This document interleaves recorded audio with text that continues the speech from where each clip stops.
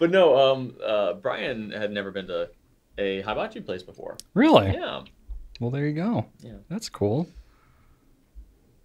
So you got to experience it firsthand. That's fun. All right. You ready? I can be ready. You better get ready because this is happening. Get ready for some football. That's right. I You guess. ready for some real food? That's how we started last time. I know, right? Oh, God. It is Hardee's, yes, I have this. I have that. Mm-hmm. You have that. I have these. You have double vessel I got situation I'm going on vesseled there. up, man. All right, we got levels. You're plugged in. Mm-hmm. The lights are on this time. Yep. Excellent. Yeah. All right. TCB. Let's do it. Welcome, everybody, to episode number 128 of the Goulet Pencast, where fountain pens are still a thing. I am Brian Goulet. And I'm Drew Brown. And we're here from Goulet Pens to deliver this casual and informal, tangential and extraneous, superfluous and extemporaneous fountain pen show where we talk about what's going on at the Goulet Pen Company and in our fountain pen lives. In today's show, we're going to be talking about pens with the Japanese eyedropper mechanisms, our favorite notebooks for traveling, if German pens are a thing of the past, which two inks that we would combine to make our dream inks, good starter pens for line drawing, and we're going to be spotlighting my LAMY 2000 collection. All too many of them. Because we got asked about it, not because I just want to show you, but maybe a little bit. Let's start it off with some feedback. That's a great idea. So we discussed gray inks last week, and there was no shortage of agreement and suggestion in the comment section on the YouTube, and a lot of love for Earl Grey, which we knew is a super, possibly the most popular gray ink out there, but also a lot of fans of Fuyu Shogun, and not surprisingly, but like enough that I am reminded that I need to use that again, because it has been years. Yeah? Like years. Oh, yeah, for Before sure. you use it? I mean, it's been around for when I first started forever. working here, I feel like I was just all aboard the Iroshizuku train because we had samples and I knew that like those were like the fancy inks, you know? Yeah. So I wrote with a lot of them. And then I just kind of like stopped. And I don't know why. It's just more stuff came along, I guess. But I mean, I need to get back on Fuyu Shogun. But surprisingly, someone recommended Monteverde Smoke Noir, and a bunch of people commented like, yes, came here to say this. Really? Smoke Noir, right? Okay. So that, as far as an underrated gray ink, like we might be, where there's smoke, there may be fire. As they say. I like that. So I'm gonna Noir. get down on some Smoke Noir. I gotta look that up. And then I don't know that I've ever inked this up before. I don't think I have. I mean, it looks So it does look looks really like a nice. good color. It looks really nice. So I'm gonna load that bad boy up, and I might also try Coffee Break by Colorverse, because I was also talking about my pursuit of a perfect brown. Yeah. And someone recommended Colorverse Coffee Break. It's got the word coffee in it. That's got good vibes. So it looks pretty solid. So I think I'm gonna ink up those two. So thank you so much for the recommendations. If no one else in the comments section appreciates them, we definitely do. So I appreciate that. Nice. And then Marvin Mediocre writes in to say that we were talking about cursive in schools. Yeah. Marvin says California will require mandatory cursive instruction for 3rd through 6th grades beginning with the 2024 school year.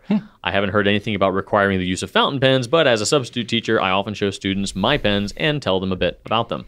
So I did do a quick Goog on this, and it does indeed seem like it is a mandated California state law for cursive to be officially added to the curriculum there. So that surprised me.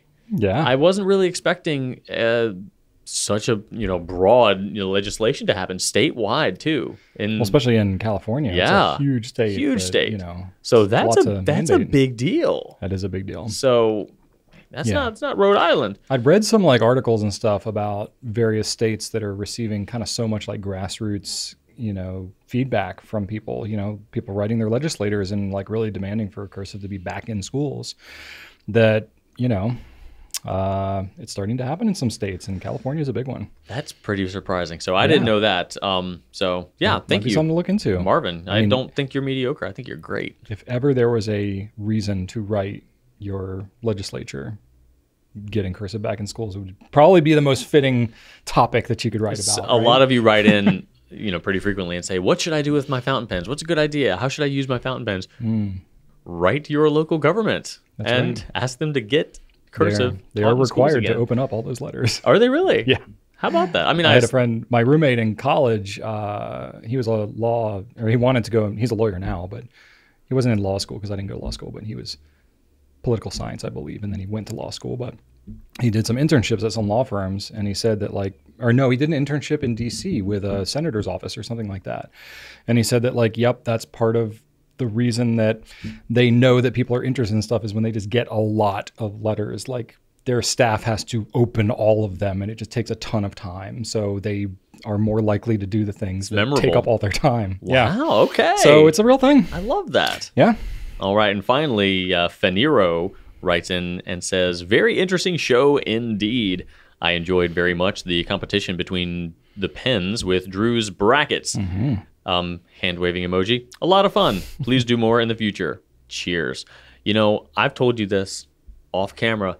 Very proud of you, Brian, because that whole bracket, you decided shockingly quick on, who in your opinion deserved to move on to the next bracket. Well, I was put on the spot and I just made a choice. And... I was prepared to spend more time on that than we actually ended up doing. So fair enough. Well, I'll keep that in mind for next time. No. You did great. You did great. That is a compliment. And, obviously it was no surprise that the LAMY 2001, but it would be interesting to kind of shake it up a little bit and see if maybe the pattern, and where I had placed certain competitors could have maybe if we made there was a goal or a topic to it, if it was best value pen or best pen for beginners, best pen for, something, if there was some kind of superlative direction to point it into. Yeah, we could definitely do that again. It doesn't have to be March Madness. Yeah, we're open to ideas. Yeah, for sure.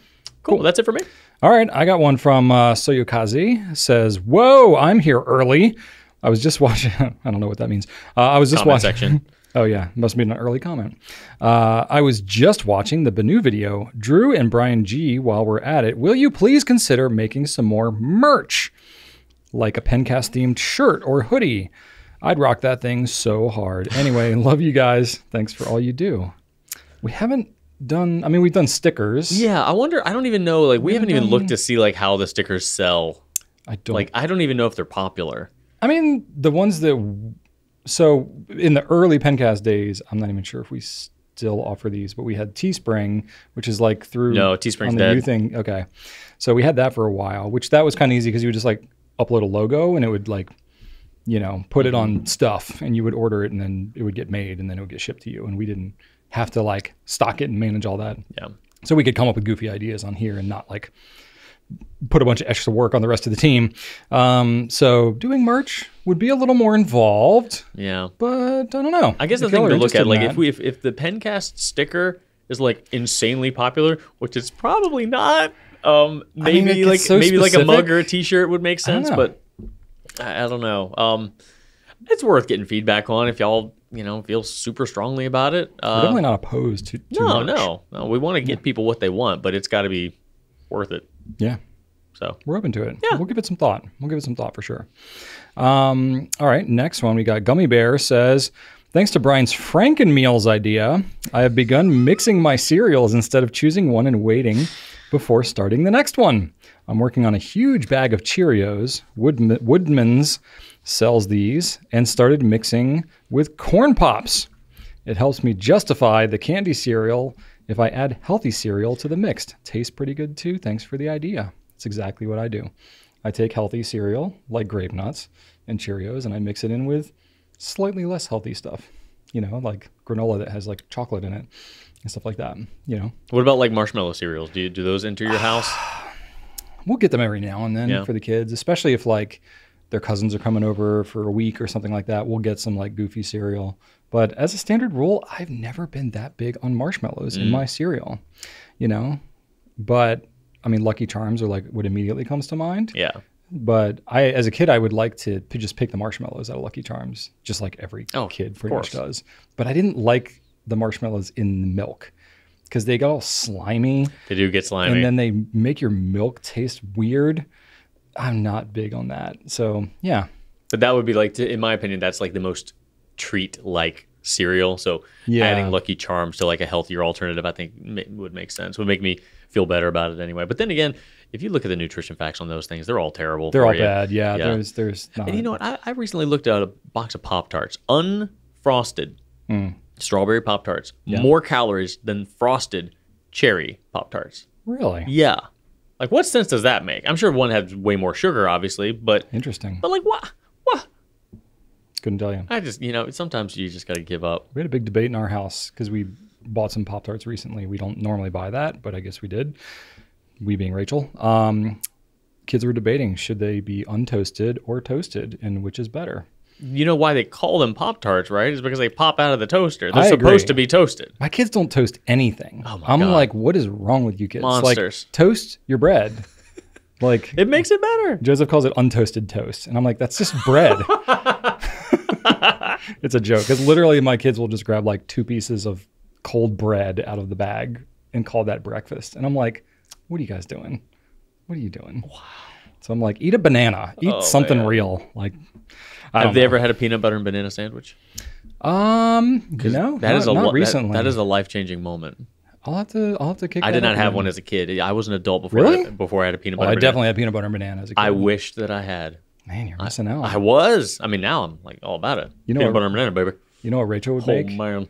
You know what sandwich Rachel would make as a kid? No. Not even a kid, as like a teenager. Oh God. It would be peanut butter and chocolate chips and marshmallows.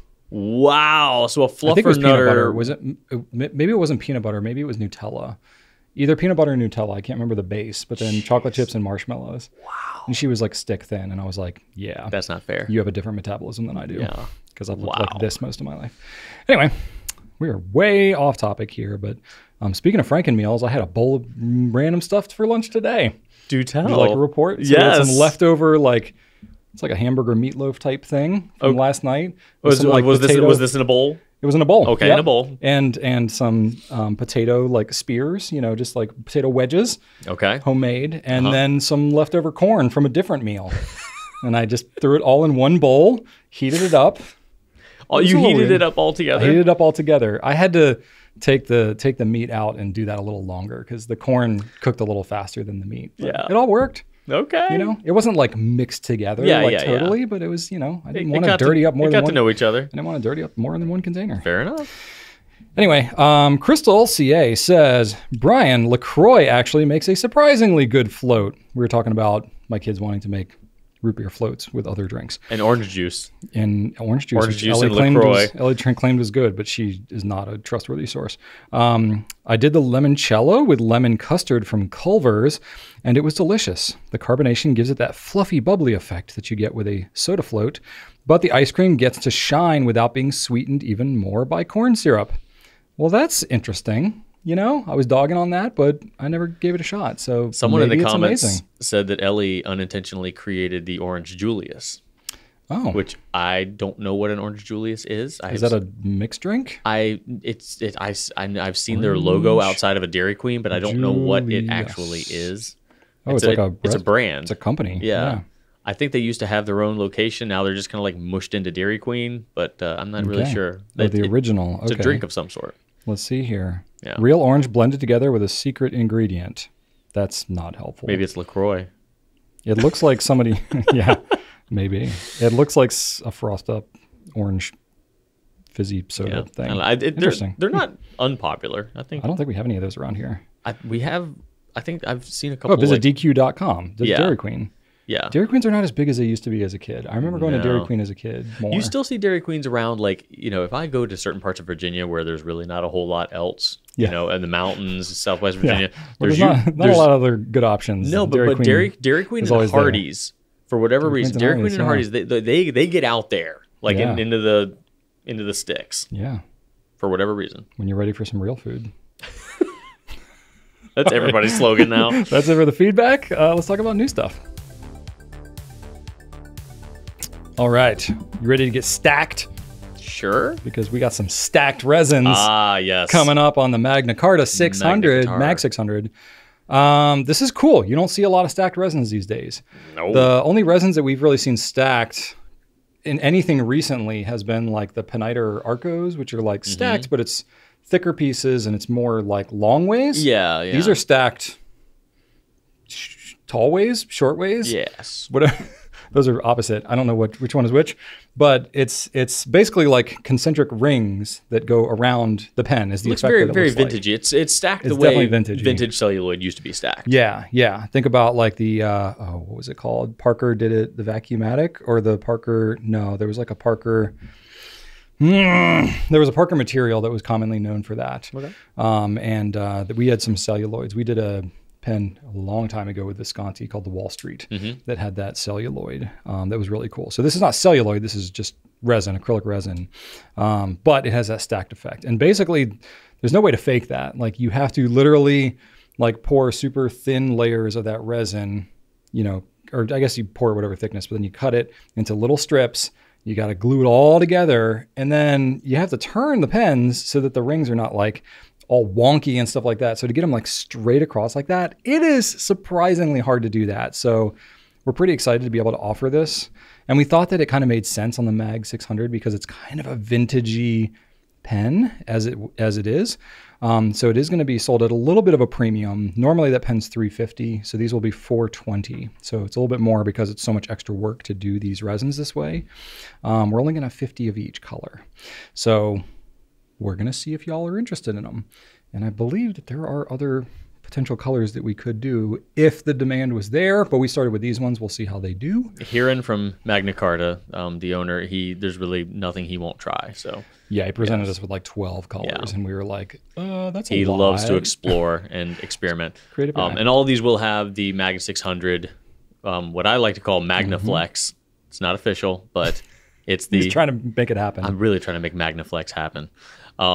Hey, I think grab your letters. Let's send them to Heron. Send one to your senator and send one to Heron at Magna Carta. There you go. No, so yeah, they will have just the flex nib on these. Yeah, which is cool. Yes, it's an amazing nib. That's what you want. The three colors that we have: Chariot. Is that how you pronounce it? I think it's Carawhite, but I really don't know. Oh, that is totally different than what I said. Either way, it's a purple color. It looks really cool. Then we have Obsidian. I'm just kidding. It's Obsidian. That's a grayish black color. And then Azure, which is blue, which is the best. So you should get that one. I'm just kidding. Actually, they're all really pretty cool colors in their own right. I genuinely don't know which one I like more. Maybe the gray. I feel like the gray one looks the most vintage. So I'm a little more drawn to that. But the blue and the purple are really cool. And it makes it look like this is a new thing. The purple's unlike anything I've ever seen. It is really cool. It's definitely not something that harkens back to the vintage, but it kind of like, hey, this is kind of vintage, but with a totally new spin. And I will say, as much as I'm a fanboy with all things blue, not every blue gets my motor cranking the exact same way. This blue is not like totally hit the bullseye blue for me. Yeah, I think still great blue. The gray definitely, it looks so sleek. And every other stack looks, different. It's not like, and it has this shine. So it's like flat, shine, flat, shine, flat, shine. And you get more of that with the gray, a little bit less of it with the blue, even less of it with the purple. Yeah. With the purple, it's more like purple, pink, purple, pink, purple, pink in a lot of ways. Because there's like pearlescent in there in every other stack, every other layer. But then as you turn the pen too, you're basically looking at a different direction of it. Yeah. So it's like sparklier in one direction, but then not as much in the other, but they're all kind of stacked randomly. So as you turn the whole pen, they're just like glittering and glowing. You'll see. We'll put pictures up for you so really cool. you'll know exactly what we're talking about. They're pretty rad.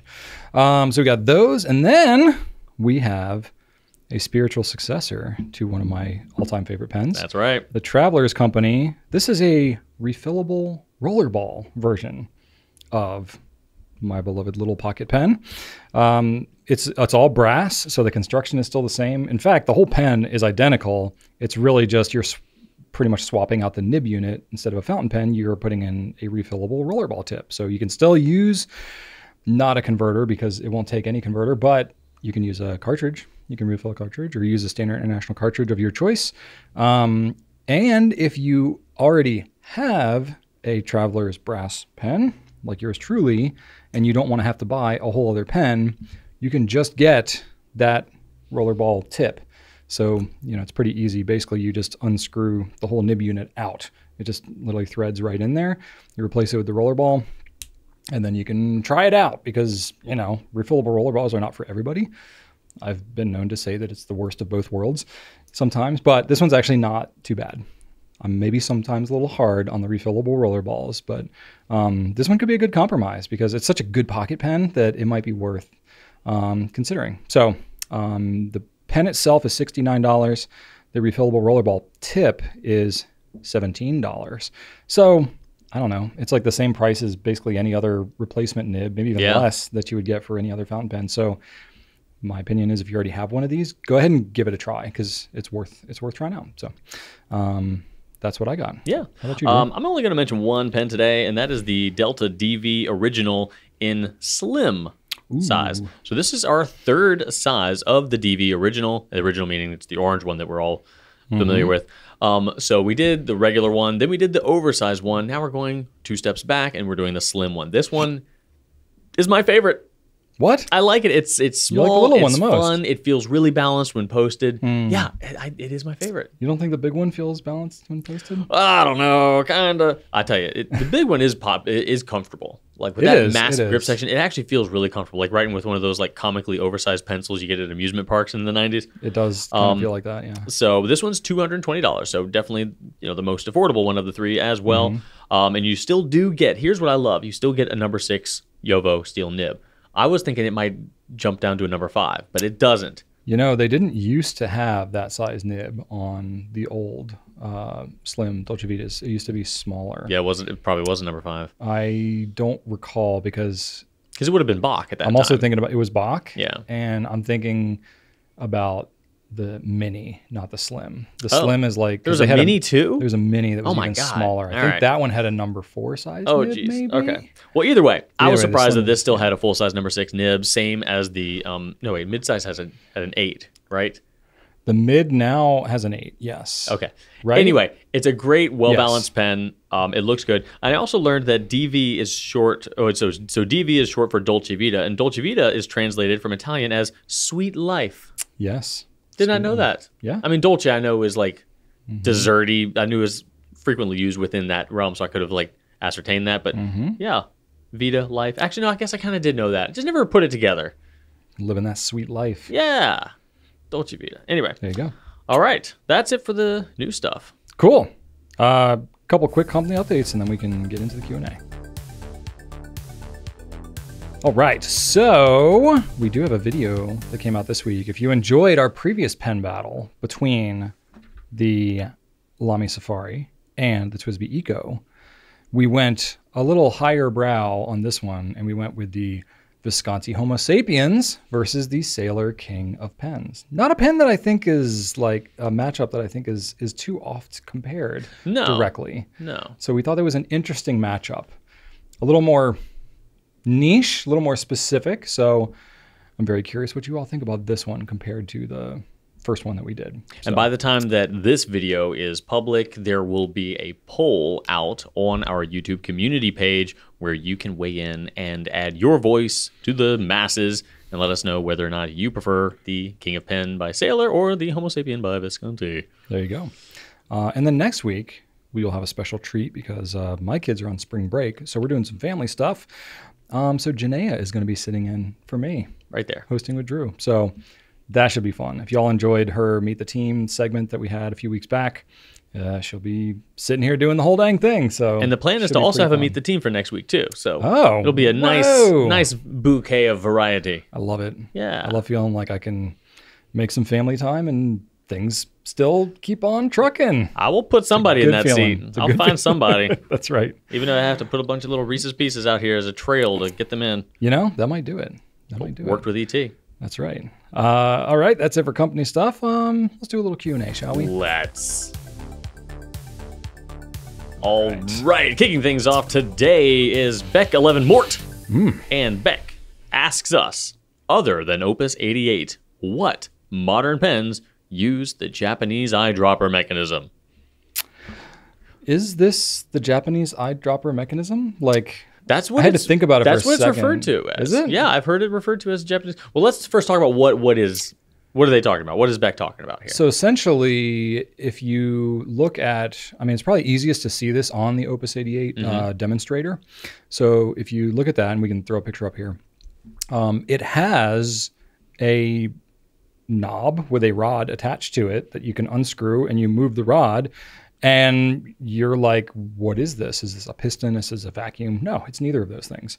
Essentially, that rod is there to basically just block the ink reservoir from the front section of the pen. So it's like a stopper. Yeah, it's like basically, yeah, exactly. It's like a stopper. So, you usually you have that same functionality on a vacuum filling pen, but on this one, there's no seal around the end of the stopper to give it any sort of like vacuum action. It's just an eyedropper fill pen with a stopper that you can use so that as you're carrying around this gigantic load of ink in your pen, you have to worry less about like burping and stuff like that, because that tends to happen when you get very large volumes of ink in a pen. So the Opus 88 one is the one that's most visible because you can actually see through the pen and see what's going on with that mechanism.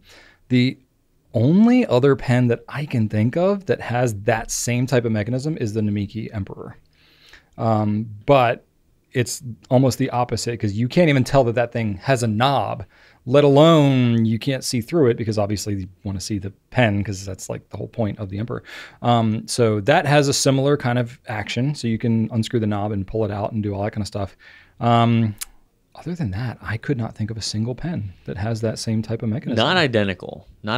Both the Opus 88 and the Emperor have more or less identical Japanese style filling mechanisms. The only other thing I could think about was the Diplomat Nexus, because that has a rod and it has a stopper, it does. But you don't operate its movement at all. You don't unscrew a knob or anything. It's more like an automatic. It is, yeah. So it's like an automatic Japanese eyedropper, maybe? Sort of? It's definitely in that realm. Like if you wanted to put it in a bucket, it's not going to go into a regular eyedropper bucket. It's not going to go into a cartridge converter vacuum. It will go into that genre if it needs to be in one. Yeah, definitely. It's definitely an eyedropper. Yeah, but it definitely has a built-in stopper that is attached to a rod. So the only difference is it, like you said, it's automatic. It plugs your grip section on its own rather than you having to do it with a knob. Yeah, it's like the mechanical action of capping the pen kind of shoves that grip section down onto the rod. So the rod is fixed on the Nexus, and the grip section of the pen is what's being pushed back down onto the rod. So it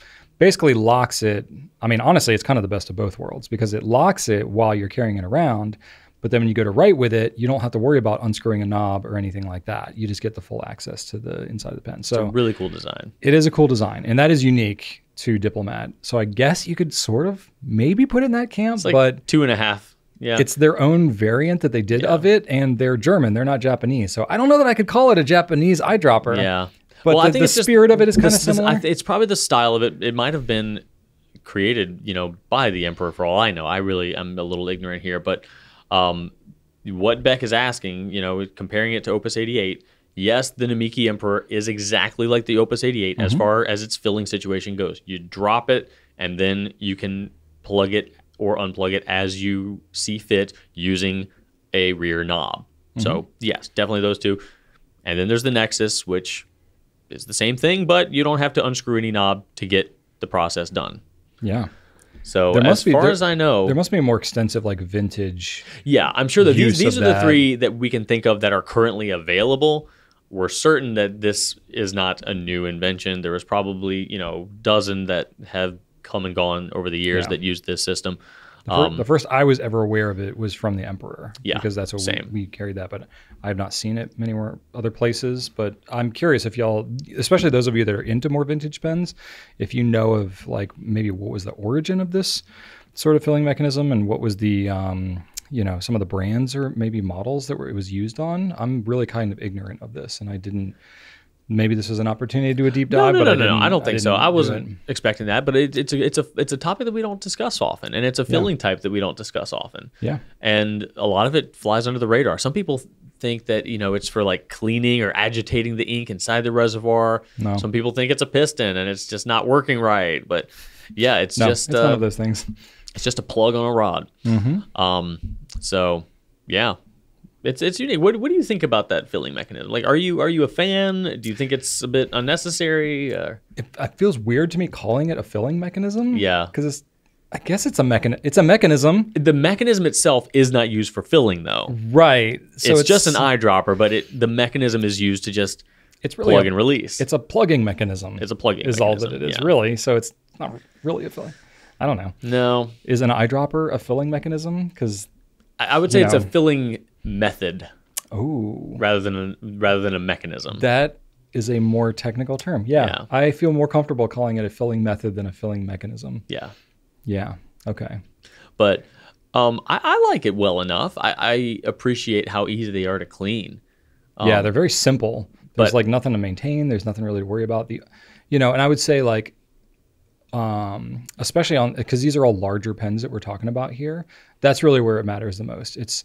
I think that like it's a little bit of hassle because you do have to unscrew that knob every now and then. Mm-hmm. But except for the Nexus. Right, except for the Nexus, you don't have to worry about that. But I will say it's not as bad as you would think that it would be because it's not like you have to unscrew the knob every time you write with it. Basically, you unscrew the knob, for a little bit and just let some of the ink kind of go down into the, kind of like Visconti when they have their double reservoir power filler. That's kind of somewhat similar. I mean, that's a vacuum filling pen. Yeah, or even the A23 or the VAC 700, really. Yeah. I mean, the VAC 700 doesn't really have another reservoir there. You're pretty much just like whatever's in the feed. But the idea is whatever's in the feed or in whatever little reservoir that might be there, you're kind of filling that by unscrewing the knob. And then you can basically seal it back up.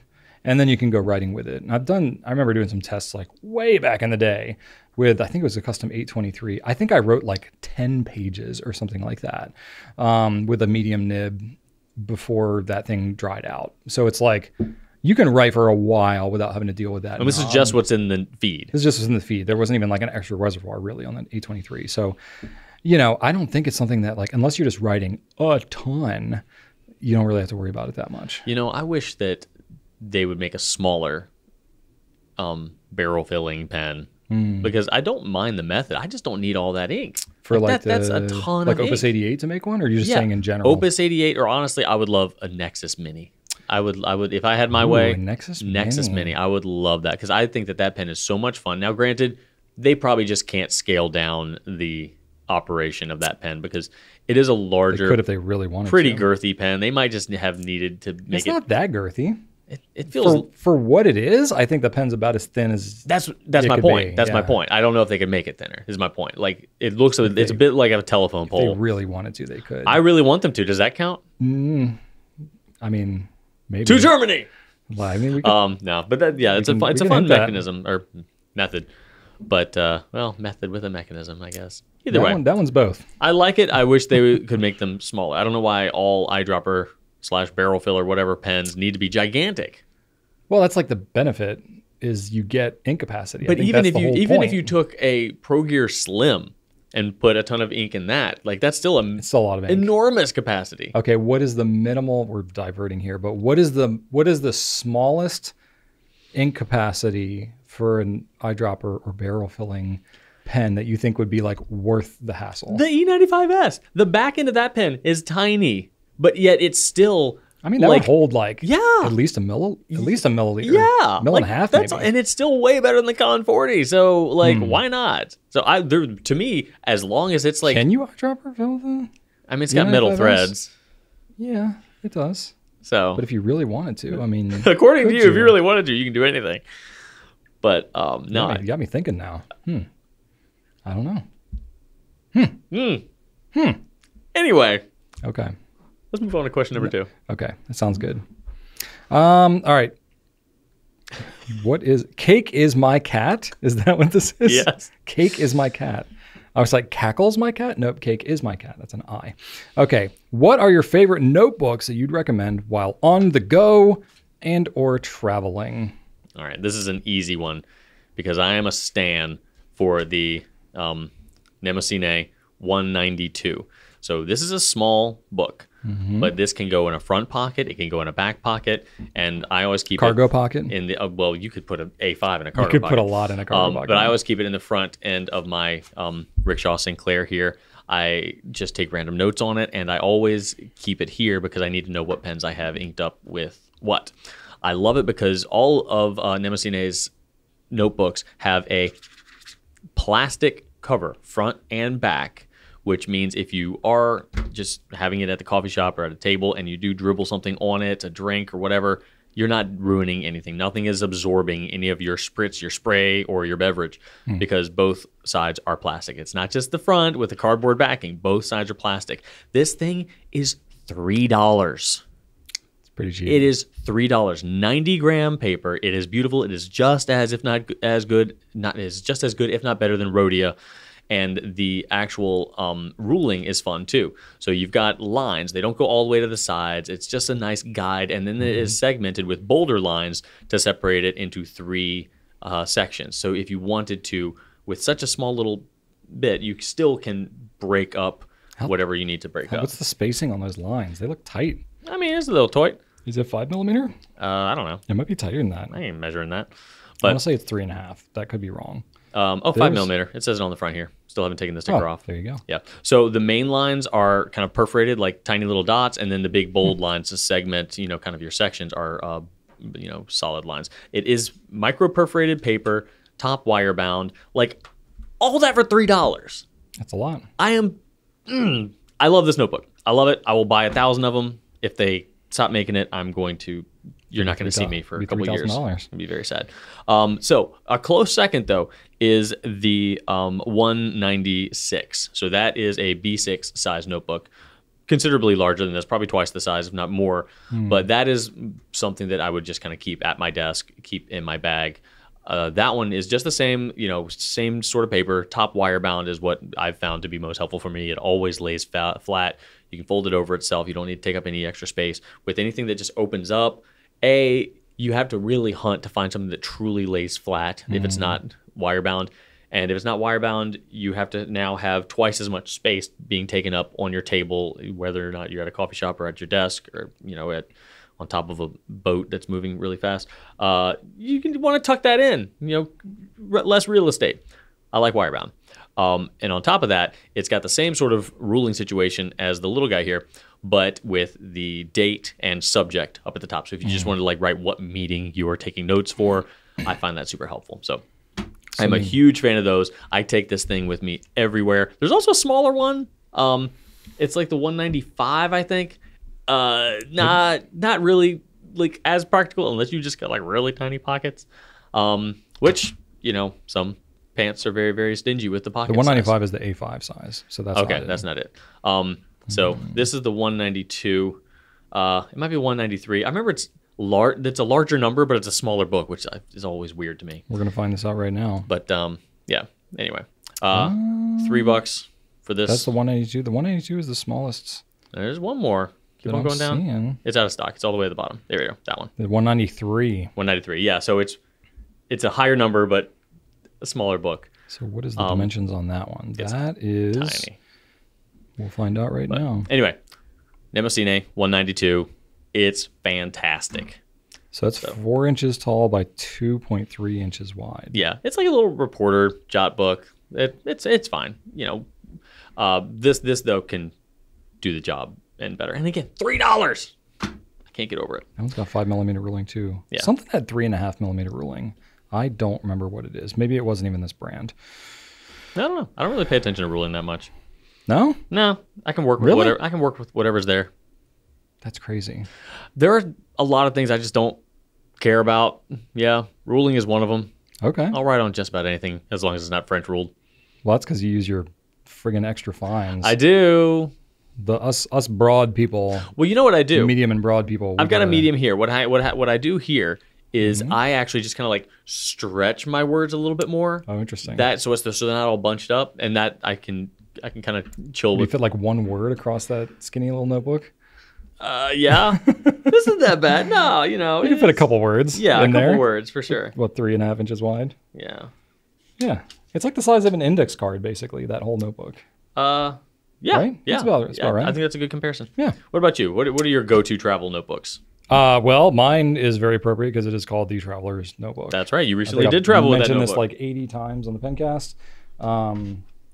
But I have a couple that I've been carrying around. One of them is the regular size Travelers. I had the Passport as well, but I don't find that much easier to carry around, especially because if I'm going to have this in a backpack or in a pocket or something like that, I find that, you know, they're the same width. The passport size is the same width. It's just not as tall. And I'm like, I'd rather have the extra height because the width is going to be the same. So if I'm going to put it in a pocket, I don't mind having sticking out of my pocket for a couple inches and get more real estate. So that I use. I keep several different notebooks in there, Goulet notebooks that would Tomoe River paper. I like that. I keep different rulings. I keep a lined ruling and a dot ruling in there. And the dot ruling I use for work stuff, and the lined ruling I use for personal stuff.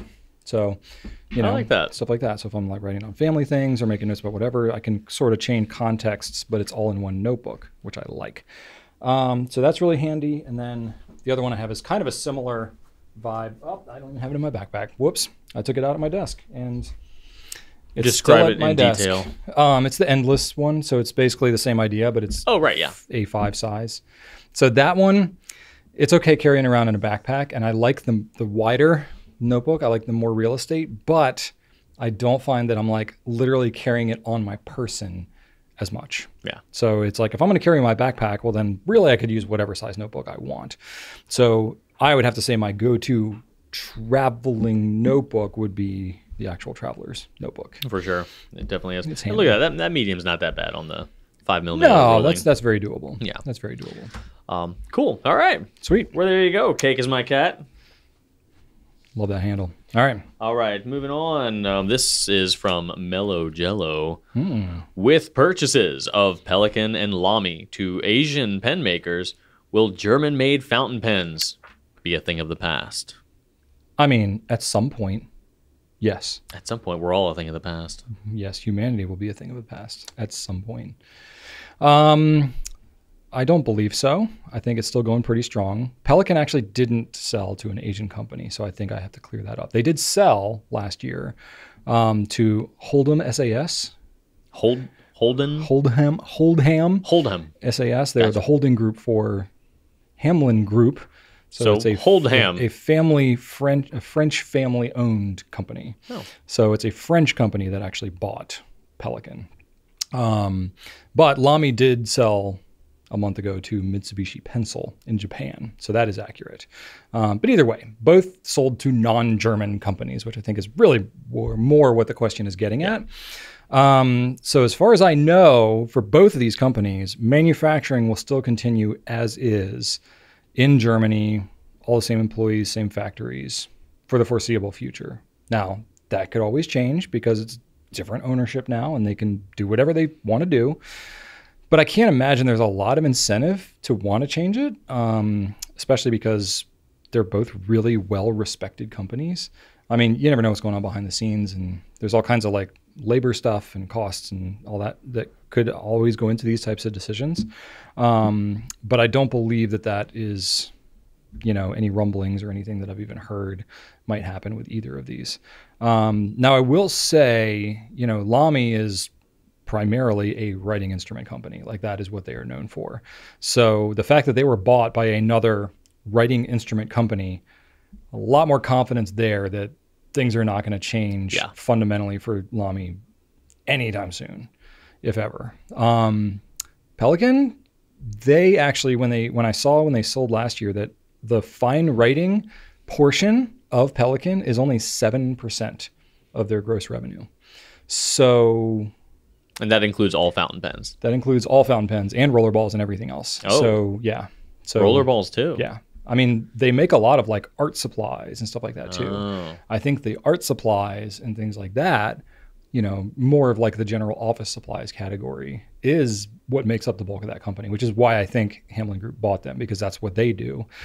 So because their fine writing is not the majority portion of what they do, you know, anyone could speculate as to what the future could be. Again, I have no inside knowledge or even anticipation that anything would change there because they've been around for 100 years and have been doing their thing and they're really well respected. Yeah, so and it'd be crazy to change it. But to be frank, since they were purchased, like behind the scenes here, we have not talked about Pelikan's ownership at all. Like honestly, I forgot they were purchased because it has been 100%, being real with y'all, nothing has changed. Yeah. Like nothing behind the scenes has changed. In fact, I could probably see them like, okay, it's only 7%, which is kind of like, oh, it's kind of insignificant, but it's also like, let's ignore this. That's not enough for them to bother changing Right. anything, because like that's not even what's going to make up the bulk of any impactful stuff they would try to do with it. No, it's like, oh man, we really got to we got to save this 7%. You know. Yeah. So just for perspective too, again, this is like some rough numbers here. But based on some of the articles I was reading, I don't know how big Pelican was when it sold. But I did read that with the acquisition of Pelican, that Hamlin Group is about a 600 million euro company. So that's pretty big. And then Mitsubishi Pencil, they are a public company in Japan. So I don't know what they paid for LAMY, but I think they're around about $500 million. So around a $500 million or $500 million equivalent, revenue company just on their own. So then you add LAMY on top of that, they're probably bigger overall than Hamlin Group. So, it's kind of interesting. You don't think they paid LAMY 2,000? Well done, sir. No, I don't know. I don't know how big LAMY is officially, but they got up at least, 250, 300 million maybe, just rough guess. Because they're a pretty big brand. But again, I don't know because they've been a privately held company. And I don't know if because Mitsubishi Pencil is public that it will be made public what they actually paid for LAMY. I would assume so at some point, but that's not anything I've read so far. Not that it really matters to any of us, really.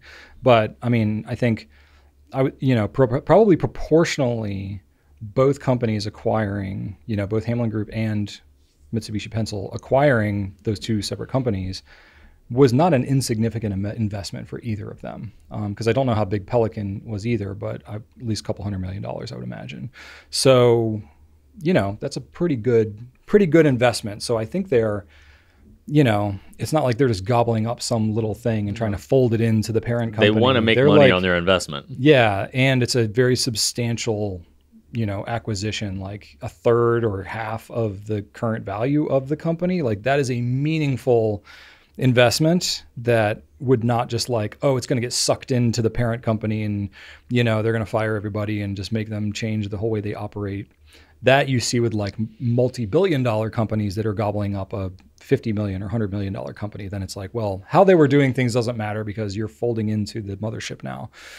It doesn't feel like that's either of these situations. But I don't know. And you've been to the LAMY factory and you've seen how incredibly efficient it is. I have, yeah. Like it's hard to believe that they would want to shift around a bunch of things in a factory that literally sustains itself. Yeah, and even just like, okay, so you got that whole operation. Even if you wanted to move manufacturing or whatever, like that's a huge investment and a huge disruption to do that. So it would have to be like really worth it. They manufacture their own manufacturing. Yeah. And I don't know that I would assume that they would move it to Japan because that's where they're based out of. But like, I don't know if it'd be more beneficial to do it in Japan than Germany. Probably not. I don't know. I don't really know. I know that we're wildly speculating here. We have no. The Japan economy is a little, trying to get on its feet right now, but I have no idea what's going on with Germany. I don't know. Germany's got their own problems like we all do, right? So I've heard no rumblings of any of this. I would not anticipate that anything would change, but it's something to keep an eye on. They don't own their own destiny as much anymore. So that's sort of what happens when you sell. But as far as like German pen makers as a whole, those are two big ones, but they're also not the only ones still. So just ones that I could think of. You have Diplomat, Kaweco, Waldman, Otto Hutt, Faber-Castell, Montblanc, Online, Schmidt, Porsche Design, and probably others that I'm not thinking of that are all still manufacturing in Germany. Not to mention Jovo, Bach, Schmidt, all making nibs. So that's a pretty big thing too. So I don't think that that's going away. I don't know. I believe Schmidt makes pens too. We've seen some Schmidt pens. I don't know who made them. They're Schmidt branded pens, but I don't know. True. Yeah, sometimes it's tough with like OEM and stuff like that. Yeah. Like some companies could make certain parts for other pen companies and stuff like that. But I think Schmidt's more of a nib maker. Definitely. And stuff like that, and like converters and whatnot. So yeah, there's still plenty of very established pen companies. And these are just fountain pen companies. There are other pen companies that don't do fountain pens like Rotring and other ones like that are more in like the rollerball or technical technical pens or pencils or whatever that are other brands. Stedler, that's another big one in Germany. So there's several other brands that are not doing fountain pens, but that maybe did at some point. But then, because you've seen that Rotring Core, that thing was crazy. So yeah, there's definitely still plenty of manufacturing going on in Germany. I don't think that that's that crazy. And honestly, like the way that globalization is going, like pretty much any country is going to have larger parent companies that are all over the world that are buying, and that's kind of just the way things go in general. So you can't really fight it so much, but I don't know. Hopefully it doesn't affect things in the fountain pen world too much, but we could always be surprised. I don't know, but we have no reason to believe that it's going to do anything crazy in the meantime. So no, things have been good, smooth, good, still good vendor communication from them to retailers. So definitely. Business as usual for now. Yeah, there you go. All right. Question for you, Drew. Yeah. From Ply Pie. Which two inks would you mix together to create your signature ink? Answers are not limited to Konpeki and buttered popcorn. My signature ink wouldn't be yellow. I just thought... If you mix Konpeki and buttered popcorn, you would get like a green, right? You get some kind of like mid-range green. Well, I think that... So that's what I had to clarify is like, are we talking mixing properties or like literally mixing two inks together? Yeah, I wouldn't do that at all. I wouldn't, like, there's enough... You wouldn't be inclined to do that? No, there are enough colors out there. Also, I have no idea what would happen. Right. Like, there's enough colors out there that... That's part of the adventure, though, isn't it? You're gonna if I decided to like take two colors I really like and mix them together, odds are whatever it resulted in, I'm gonna be able to find already available somewhere else. Like, there's so many colors out there. Maybe. No, I'm thinking like properties, probably. Yeah, that's probably like what this question was more asking. That will be more fun because I answered it both ways just to be sure. Of course you did, yes. So the first thing that pops into my mind is one of my favorite inks, my current favorite brown, which is Diamine Winter Spice. So that is a brown ink with a green sheen and a blue shimmer. I love the trifecta there. I'm not a big shimmer person. I like this ink though because there's not a ton of shimmer in there. It's a gentle shimmer. It is, but really I could do without it. I'd kind of be curious to see like how, because I don't mind running out of shimmer. You know, when with that ink, the second half of my writing experience is just green and brown, and I really like that. Interesting. So honestly, just give me Diamine Winter Spice without the blue, so it's less wintry and just brown and green, and you can call it. Is that the winter or is that the spice? Good question. I'm gonna say that's the winter. The blue, that seems more winter. Yeah. And you can just call it spicy brown. I think of spice as like, flakes. Yeah. Yeah. That's true. It could be blue spice, I guess. A philosophical question. But yeah, just green and brown. Winter spice, but no winter. Just spice, brown spice.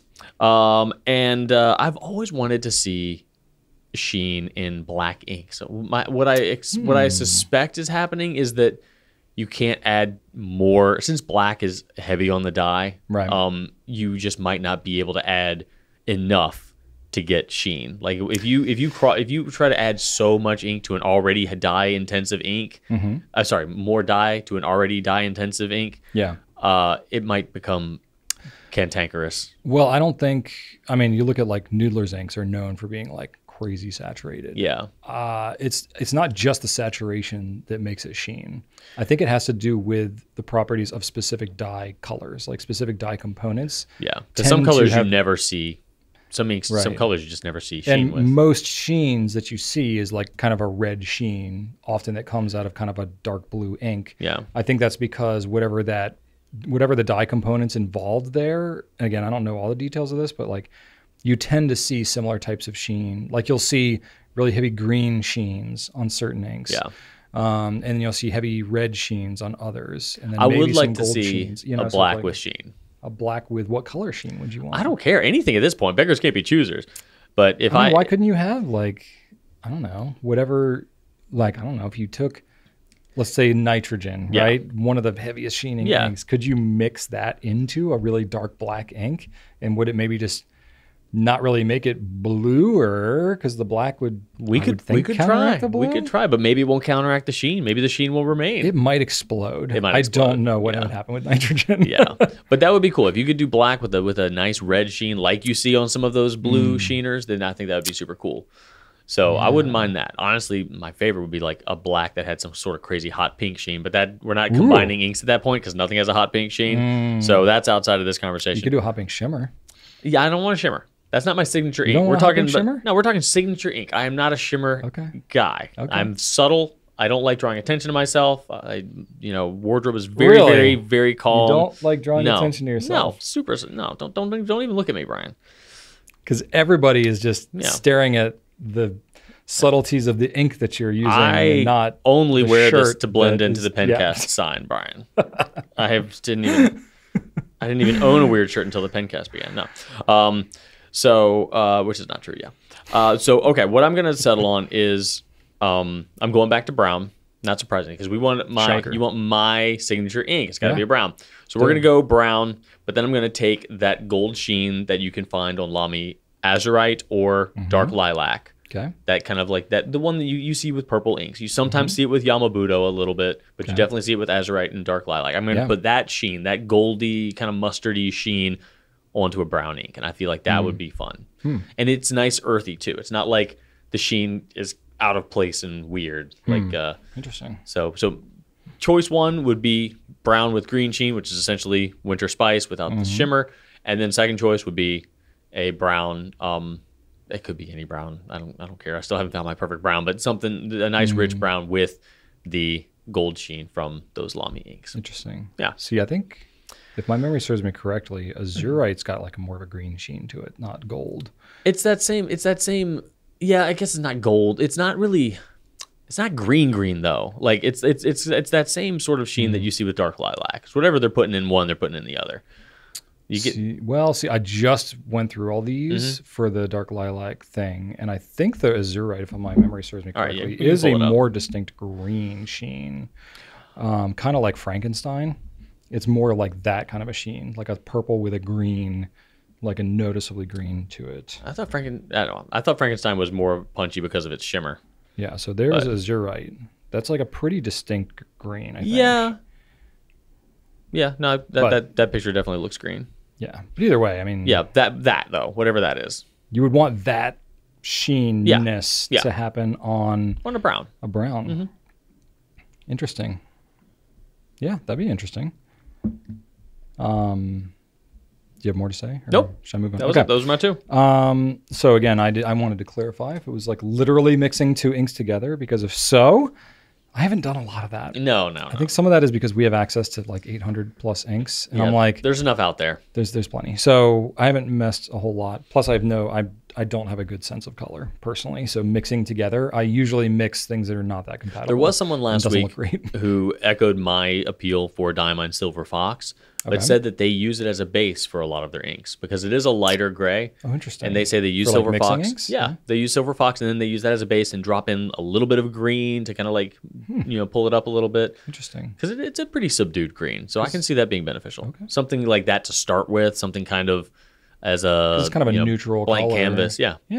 I've literally never tried to do anything if like I did, I would start with something like that. I wouldn't go mixing like a red with another saturated color. I would start with something pretty light. Yeah, that would definitely get you better results, I would think.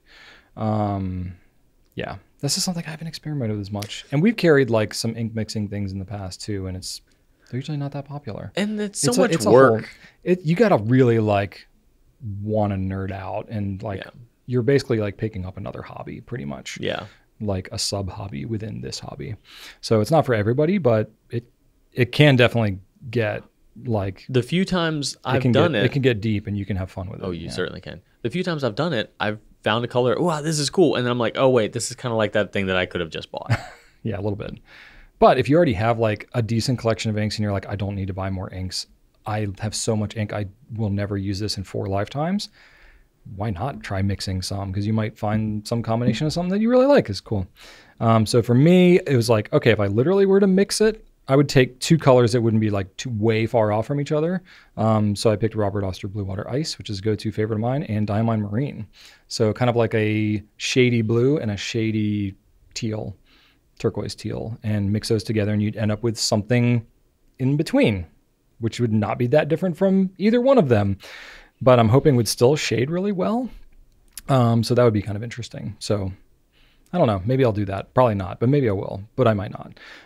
And then if we're just talking properties, not actually mixing two inks together, I thought Blue Water Ice, which is my go-to blue at the moment, but with some color range like a Sailor Manyo Neko Yanagi. Ooh. So how you like have that purple that like does all kinds of really interesting color shifting, having that, but in a blue base would be pretty rad. Any dark color that did that would be super rad. Yeah, because all the like color shifty ones, they're always so light. Like even Neko Yanagi, like I inked that up today in a pen and it was like, it's pretty, but it's like you need to like dump the ink on there to like really get its full effect, which is why broads are better than extra fines anyway. But, you know, the particular pen I was using in was like a fine, and it was like, I wanted it to be so much darker. But that's me. That's like every ink I use pretty much is like, I want it to be like really punchy and saturated. Yeah. That's kind of always been my inclination. And then I thought it'd be kind of cool to have like, so you know how you have like blue-black inks, right? Oh, yeah. Which is great. Well, I know for years we've had people ask like, what about a green-black? And it's like, yeah, there's like some. Diamond has a like green-black. really, really dark. Yeah, which is basically like really, really dark green. But then people are like, what about like a purple-black or a red-black or whatever? Those exist too. Those are kind of a thing. And like there are some red-blacks, but most of them are like. Diamond does red-black. Oh, no, Noodler's does red-black. Noodler's has a red-black, but it's kind of more like a maroon brown. It's like it doesn't really look like a red black. Sure.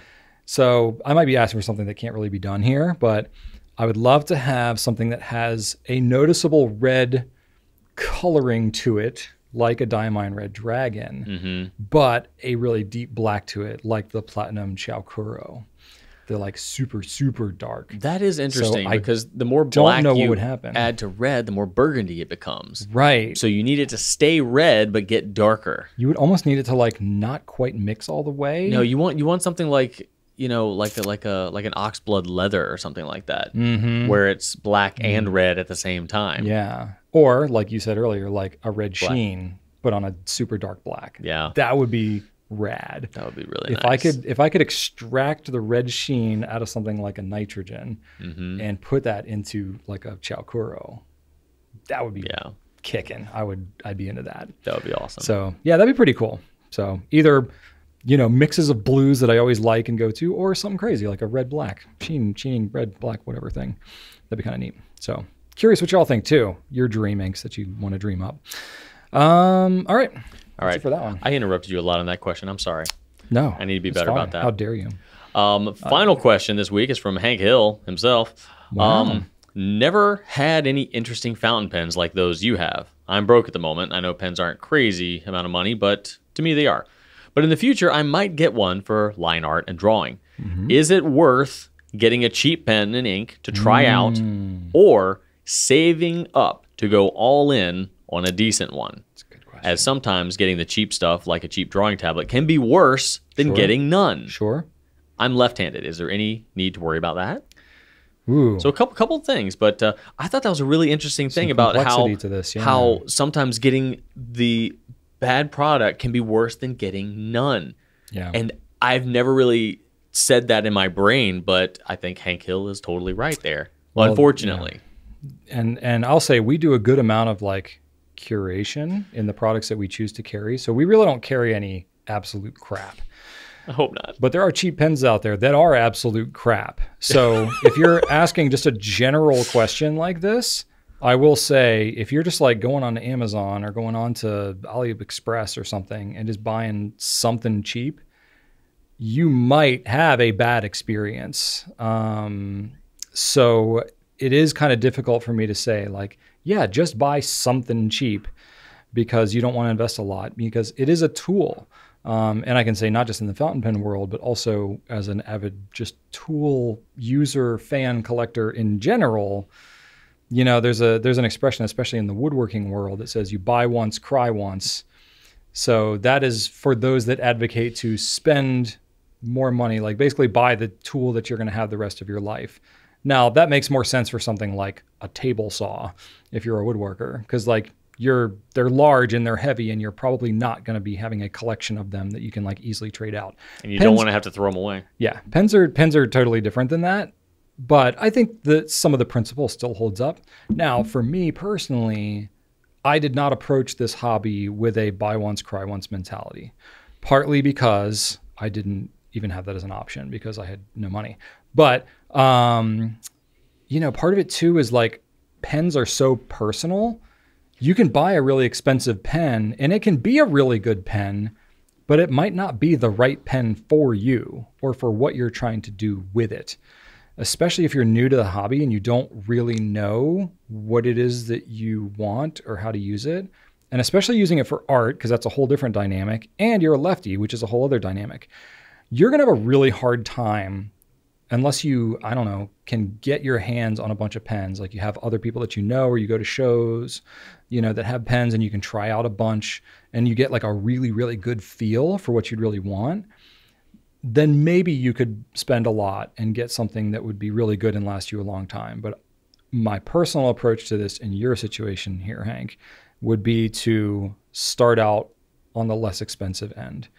You're probably going to have to go through a few pens to learn what you really like, you know, and you could either keep those or trade them out, you know, sell them off, give them away, whatever. You don't have to spend a ton. You know, you can spend 20, 30 bucks on pens that you can get some pretty decent pens that just wouldn't be as like fancy or whatever. But if you're using it for art, I think you can spend, you know, a reasonable amount and still really enjoy those. And for like any other type of like art pens and stuff like that, 20, 30 bucks to me is not that crazy because you can use like, you know, art grade, like, you know, felt tip pens and like other things like that that can really add up, especially because a lot of those you can't refill them. So they're disposable. So you'll go through $20, $30 worth of pens pretty quickly. So I do think fountain pens are actually a pretty decent investment for art. So that might be worth considering. And again, I don't do a lot of art, so I may not be like the best person to answer this, but you know, so I'm sort of saying two things. It's like, I do think going some of the cheap route would be the way to go, but not just any cheap pen. You're going to have to do some research, you know, do some pens. So I have a couple of recommendations for you that are not going to be, you know, maybe in some people's mind, they would be cheap pens. But, you know, probably not as cheap as what you were probably thinking, because you can get some pens that are like a couple of bucks that, you know, are going to be more of a gamble. But I don't know, honestly, sometimes too, if you just like, you buy a cheap pen knowing it's cheap, and if it's not a great experience, and you're like, well, it's probably because it was cheap, and it may not ruin the experience for you. So for me, the Noodler's Ahab might be worth looking at. A lot of artists, it's not a pen for everybody, but there's a lot of artists that are kind of into that pen because you can vary the line width with pressure. It holds a ton of ink in it. It's not a very fancy pen. It's very durable, so you don't really have to wear kid gloves, you know, when you're using it.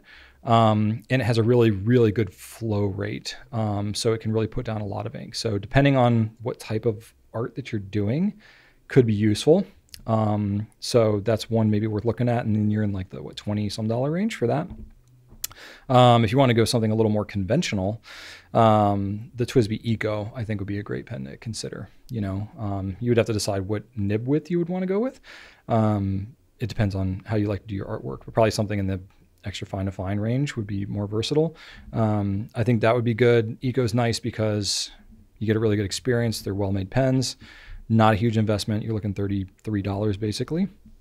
I don't know for drawing if there's a lot that you're going to have to take into consideration as a lefty.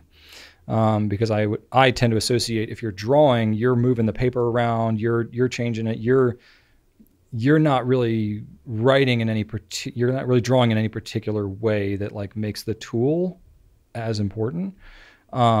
It's more for if you're trying to write from left to right. As a lefty, that's much more impactful than when you're drawing, I would imagine. But again, I'm not a left-handed artist, so I really don't know. But I've never heard that come up.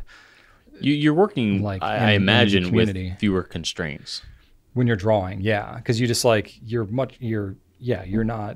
trying to follow a prescriptive path necessarily. Yeah. So it's just less impactful. I imagine. Yeah. So I would say for writing, the Ahab would be a little more frustrating because of that flex nib. It's not as easy to use that as a lefty. Then you would probably want to go more of a non-flex nib route like the Eco. But for drawing, I think it wouldn't maybe make a whole lot of difference. And then I will say for writing, for lefties, we have a couple of videos on our channel about writing left-handed. And basically it depends on where your hand position is in relation to the line. If you're an underhanded writer, then you don't have to take a lot of considerations at all. If you're a side writer where your hand is going over across your writing, or you write kind of hook-handed where it's above, then you get into more smearing and stuff. That's where you have to take a little more into consideration. So it all does also depend on the particular style of writing as a lefty that you are. But we have other videos that we can, you can either search on our channel or maybe we'll link to it or whatever. But there's more that you could learn about if you want to do that. But there's a lot of other good pens. I just wanted to mention a couple. Then any come to mind for you? Yeah, I'm going to go the Japanese route because you kind of didn't go down that hole. I would say that both the Platinum Preppy and the Pilot Kakuno can provide you with extra fine lines, which as an artist, you might find beneficial. So those are a like $7, $8 pen and a $14 pen. So very affordable. To me, that nib fineness, if you are doing line art, is something that you're going to need. At least one of these two in your affordable pen arsenal, because you got to have those for like, cross hatching and stuff like that. That's true. And those are so affordable. You could even get different nib sizes with that and keep them inked up with different colors or whatever, That's a good way to go. I was thinking the Preppy initially too. That's a good choice. For sure. And they're super reliable. They both cap well. They both write reliably. So you can't really go wrong with either of those. So no, apart from those two, I think that you hit the nail on the head. But I would throw a couple of those lower cost Japanese pens too to round out the collection. Yeah. And honestly, if you just search on our site for, go to like shop all fountain pens and you sort by popularity, and then you just look at the price that seems fitting to you, that's not a bad way to go. No. Because those are going to be popular for a reason. Cool. Yes, well, if you have more questions for us for future episodes, you can definitely leave comments down on YouTube. You can email us at pencast@gouletpens.com. Keep those questions coming, and we'll keep those answers coming back at you. But for the next segment here, we're going to do the pen spotlight, but we're going to be spotlighting a bunch of pens because we had, we'll do that. Let's do the intro segment, and then we'll talk.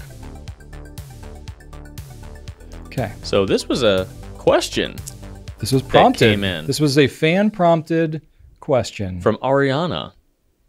Yes. Ariana XOXOXO asks, how many LAMY 2000s does Brian own? And I thought to myself, well, he could answer that, sure.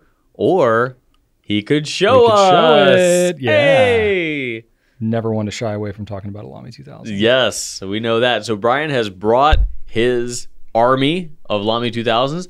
I was not expecting this. I was expecting fewer, but we're going to get into it.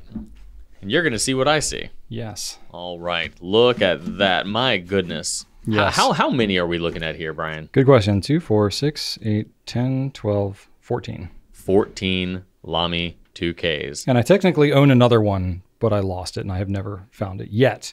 I've temporarily misplaced it. Oh, maybe 8 years ago. I remember, yes. There was a fine nib, LAMY 2000, that's somewhere out there in the world that I'm still claiming I own. So 15 if you count it that way. So I thought I would just show. I'm not collecting them just for the sake of having a bunch of them. I will explain why I have so many. Well, we've already discussed that while on the surface you might seem an insane collector, you're actually a pretty practical collector. There is a method to my madness, but it is just like madness. With your hammers, how you surprise me with how many hammer reasons you have. Exactly. So if you notice this one, why is it so shiny? It looks shiny because this is my daily carry. Yes. Or it has been for a while. So this one's actually an extra fine because I've been using this with my Travelers that has the dot grid 5mm, and I just find it to be, easier to use a really fine nib on that. Is this your oldest? I have no idea which of these I acquired at which points necessarily. I do keep a spreadsheet with all my pens. What about your most well-used? This one right here is my currently most well-used pen. Gotcha. So this one, and I had to write extra fine on there because that is the thing, is on the LAMY 2000, it does have the nib size on the nib, but you have to take it out of the grip section to be able to see it. So I just used a little pencil and just wrote in the nib size there for quick reference. This is the pencil. Oh, yeah. I went for the 7 because I think there's also a 5, if I'm not mistaken. 0.5 millimeter and 0.7. So, yep, it's a pencil. It's, it's a pretty good deal actually for the price, but it's a pencil. So if I'm going to use a pencil, why not use that one? This is another black LAMY 2000. I'm going to just explain them. The reason I have so many is because I have different nib sizes. Right. So we went through a period, this was probably 8 years ago maybe, where we special ordered some interesting nibs on the LAMY 2000. So this one here, I wrote R. Why did I write R? What does the R mean? Rachel? Oh, rollerball. Sorry. This is a rollerball. Which actually the rollerball one has a little dot indentation in the top. So it is a little easier to reference, which one is the rollerball, because I actually do carry both of those around in my backpack because sometimes you want a rollerball. This other one that I had that looks almost identical. This one is an oblique double broad. So if you look at it, it's just, I don't know how much detail you can see there. And I asked Drew, I was like, should I ink up and write with all these? And he was like, no, I don't think you need to do all that because I would have to then clean out 14 pens. So I'm not going to do that. But anyway, use your imagination. So this is not a regularly offered nib size. I don't even know if it's anything we can special order because if I remember correctly, when we special ordered these before, it took 8 months to get them. So we're not going to do that. But anyway, I, with my infinite wisdom, was like, well, while we're special ordering all these, I'm going to keep one of each. That way we have them for reference. I think we have them in the nib nook, though, if you want to see what the writing looks like. So this I wrote an A because it is an architect grind, which is not a LAMY grind. This was a custom grind from one Mark Marcos. So I love that. And it's kind of like a blade. Maybe it's more of his blade grind. He does that. It's an but essentially it's an architect. So it's like if you were to write with stub, but you turned it 90 degrees. That's the effect that you get with an architect. So I do like that. This next one I have here is a double broad. Ooh. So if you just want a big old chunk. Oh my God. Of looks like tipping. a 1.1. It looks like a stub, doesn't it? Turn it to the side. Let me see how thick the tipping is. The tipping is very thick on the bottom. Golly. So yeah, it's very, very smooth writing. But it's like a fire hose. But that is cool. I like it. This one I've got is medium. It's plain old medium. Which I do like this too. Oh, it's super smooth. Medium is great. Then I've got, what is this? Oblique medium.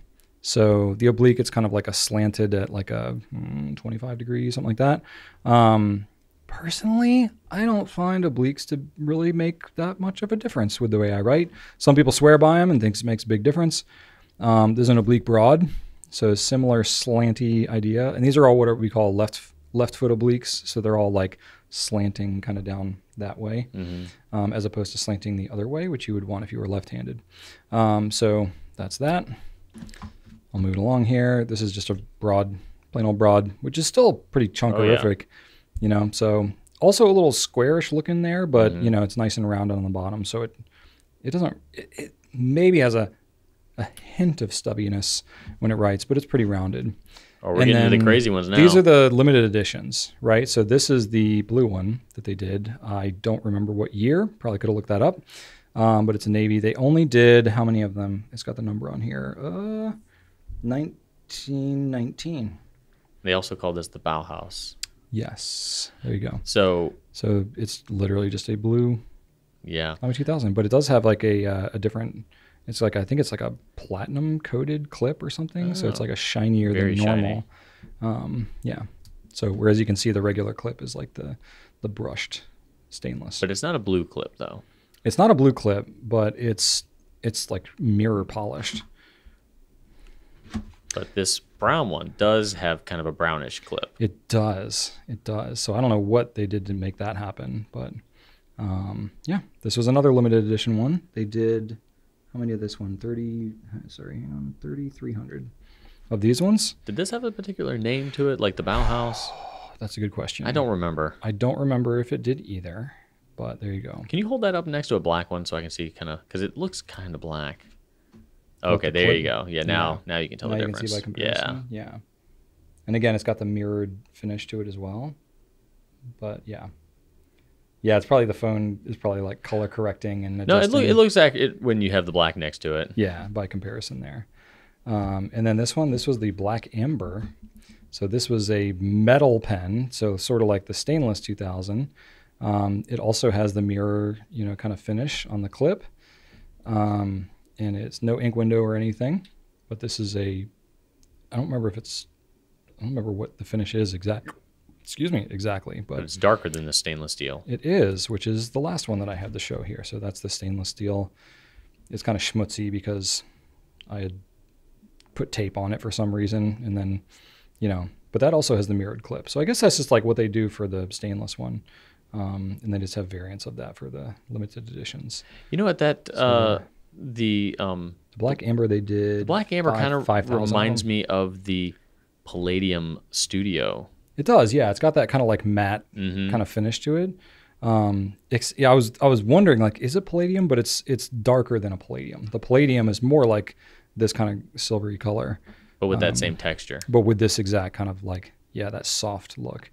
So yeah, that is that one. What's your favorite of all of the steel and colored ones, like the ones outside of the standard black polycarbonate? I mean, the dark blue one is pretty rad. Yeah. But the brown one is very unique. It really is. I really like, and I like that the clip is kind of different too. That's really cool. The only thing on that one though is like the grip being stainless doesn't quite match it as well. So for that reason, the overall look, I mean, this will be a shocker, but I really kind of like the blue one. Yeah, no. But honestly, the one that I grabbed the most is the old classic black. I just am into that. I like that. I don't ink up my weird nibs that often. So I'm not actually rotating and using all of these all too often, but I do like having access to them and being able to show them in videos like this. So if they did another color, what color do you think they should do? I think they should do a demonstrator. That would be amazing. But I doubt that'll ever happen. What about a green, like a forest green? Kind of like that would be like the next color, I would think. A dark green or a dark purple would be amazing. But that would be like crazy times. Like I can't imagine them ever doing a dark purple. But boy, would that look rad. A dark lilac 2000? Right? Oh, man. I mean, come on. Come on. That would be amazing. With ruthenium trim, like a gunmetal trim. Oh. How cool What if they did that instead of stainless steel grip? That's what I'm saying. My God. That's what I'm saying. But really, if they did a demonstrator 2000, I would crap my pants. Like that would be incredible because I want to see what's going on in there. And you know they can do it. Like clear polycarbonate is a thing. 100%. I mean, polycarbonate is normally clear. Like it's plexiglass. That's what it is. That's the trade name or whatever. But I wouldn't want a brushed finish if they did that. I would want it to be like highly polished so you could like really see through there. Yeah. That would be my stipulation, because it's totally within my control. Yeah. But anyway. All right. Well, thank you for sharing those with us. Yeah. I thought it's always fun having Brian show off some of his collection, and you do have more than I thought you did. I have more than I thought I did too when I looked at them all in one place. Because sometimes I have these like in my backpack. I have some a little around. Curious. Why did you put tape on your stainless steel 2000? Why did I put tape on there? Was it to label it? I'm trying to remember. It was to label it. Okay. Yeah, because on this one, like I couldn't. But I don't know. I only have one, so it's like I don't remember why I did that. I'm pretty sure it was to label the nib size. Oh yeah. But I mean, gone. Yeah, I mean that tape schmutz has probably been on there for 5 years. So I need to figure out. That's okay. So that must not have been the one I used for the Frankenpin video then. I must have pulled one off the shelf. Yeah, maybe you did. Okay. There was a period of time where I couldn't find my stainless steel 2000. There was like a 6-month period there where I could not find it. I remember that. And then I think it was like in a pen case of pens that it was like at the house during COVID or something like that. Yeah, and it was like I had a pen case set aside of pens that I needed to clean out, and it was just in there. And I looked through it and I overlooked it and Go figure. I remember, we were worried it must have gotten like, moved off the desk into the trash or something. I thought you were looking for that for a while. Yeah, it's because I was doing a video on the LAMY 2000 with all the nibs and stuff like that, and I could have sworn that I grabbed it out of my pen tray. That's right. And set it aside for that video. But no, it was at home the entire time. I just hallucinated that I saw it at the office. It happens to the best of us. Go figure. Yeah. That's what happens when you have too many pens. But I like having these problems. Yeah. Anyway, so that's it for the 2000. Let's do the nonsense portion of things. Turkey hammock time. Let's find out what's happening. I'll tell you what's happening. Brian's getting warm right now. Yeah. Because it was like cold this morning. These days have been weird. And now I'm warm. Yeah, I'm like sending my kid to school with like his heavy coat. Yeah. And then I'm leaving work and be like, oh my God. You're like, I need short sleeves and shorts. Yeah. It's wild. Crazy. Virginia. Anyway. Right, what's going on with you? I had a pretty solid weekend. Yeah. So, Friday night we had our friends Michael and Brittany come over, and we just had pizza, and their two daughters and Archer just ran around the house crazily, and doing kid things. Yeah, doing kid things. They had a good old time. But we just sat and talked. It's a nice opportunity for us to just have conversations while the kids entertain themselves. So that was pleasant. And they're great friends. Known them for a long time, and so that was nice. And only a few arguments were had. Kids running from other kids, saying that they're not letting them participate in things, or like they're running from me and I don't know why, while the other one's saying she's actually trying to kill me. And so, sounds like good things. Good times. Yeah. Yep. So that was Friday. And then the next morning we were thinking about going up to Williamsburg and going to the American Revolution Museum, but it was really rainy and nasty Saturday morning. And so we went to Silver Diner for some late breakfast, thinking we were going to get on the road, maybe, just depending on how we felt. We had breakfast. It was nice. The coffee was good. The pancakes were bad. Overall, though, good breakfast experience. And then it was still raining, and we're like, no, let's just go home. We can do some other stuff. So we did, and of course, the rain stopped, and we kind of regretted it, but it's fine. It was calling for a lot of rain, and then it just didn't Yeah. So anyway, I did get an opportunity to kind of chill out and watch a movie on my own. And while I have been on a physical media acquisition kick, just buying some 4K Blu-rays and stuff like that, I actually went with one that I already owned on Blu-ray, but not 4K.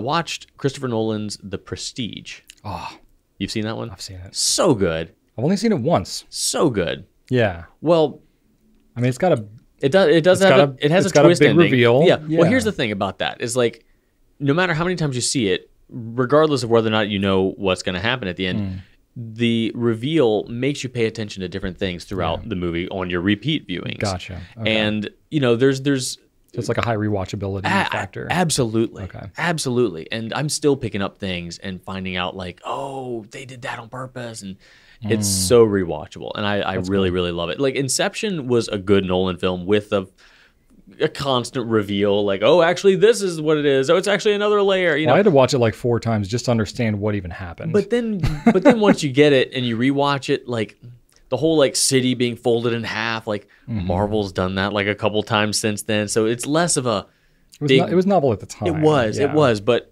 that rewatching that, it has less of an impact.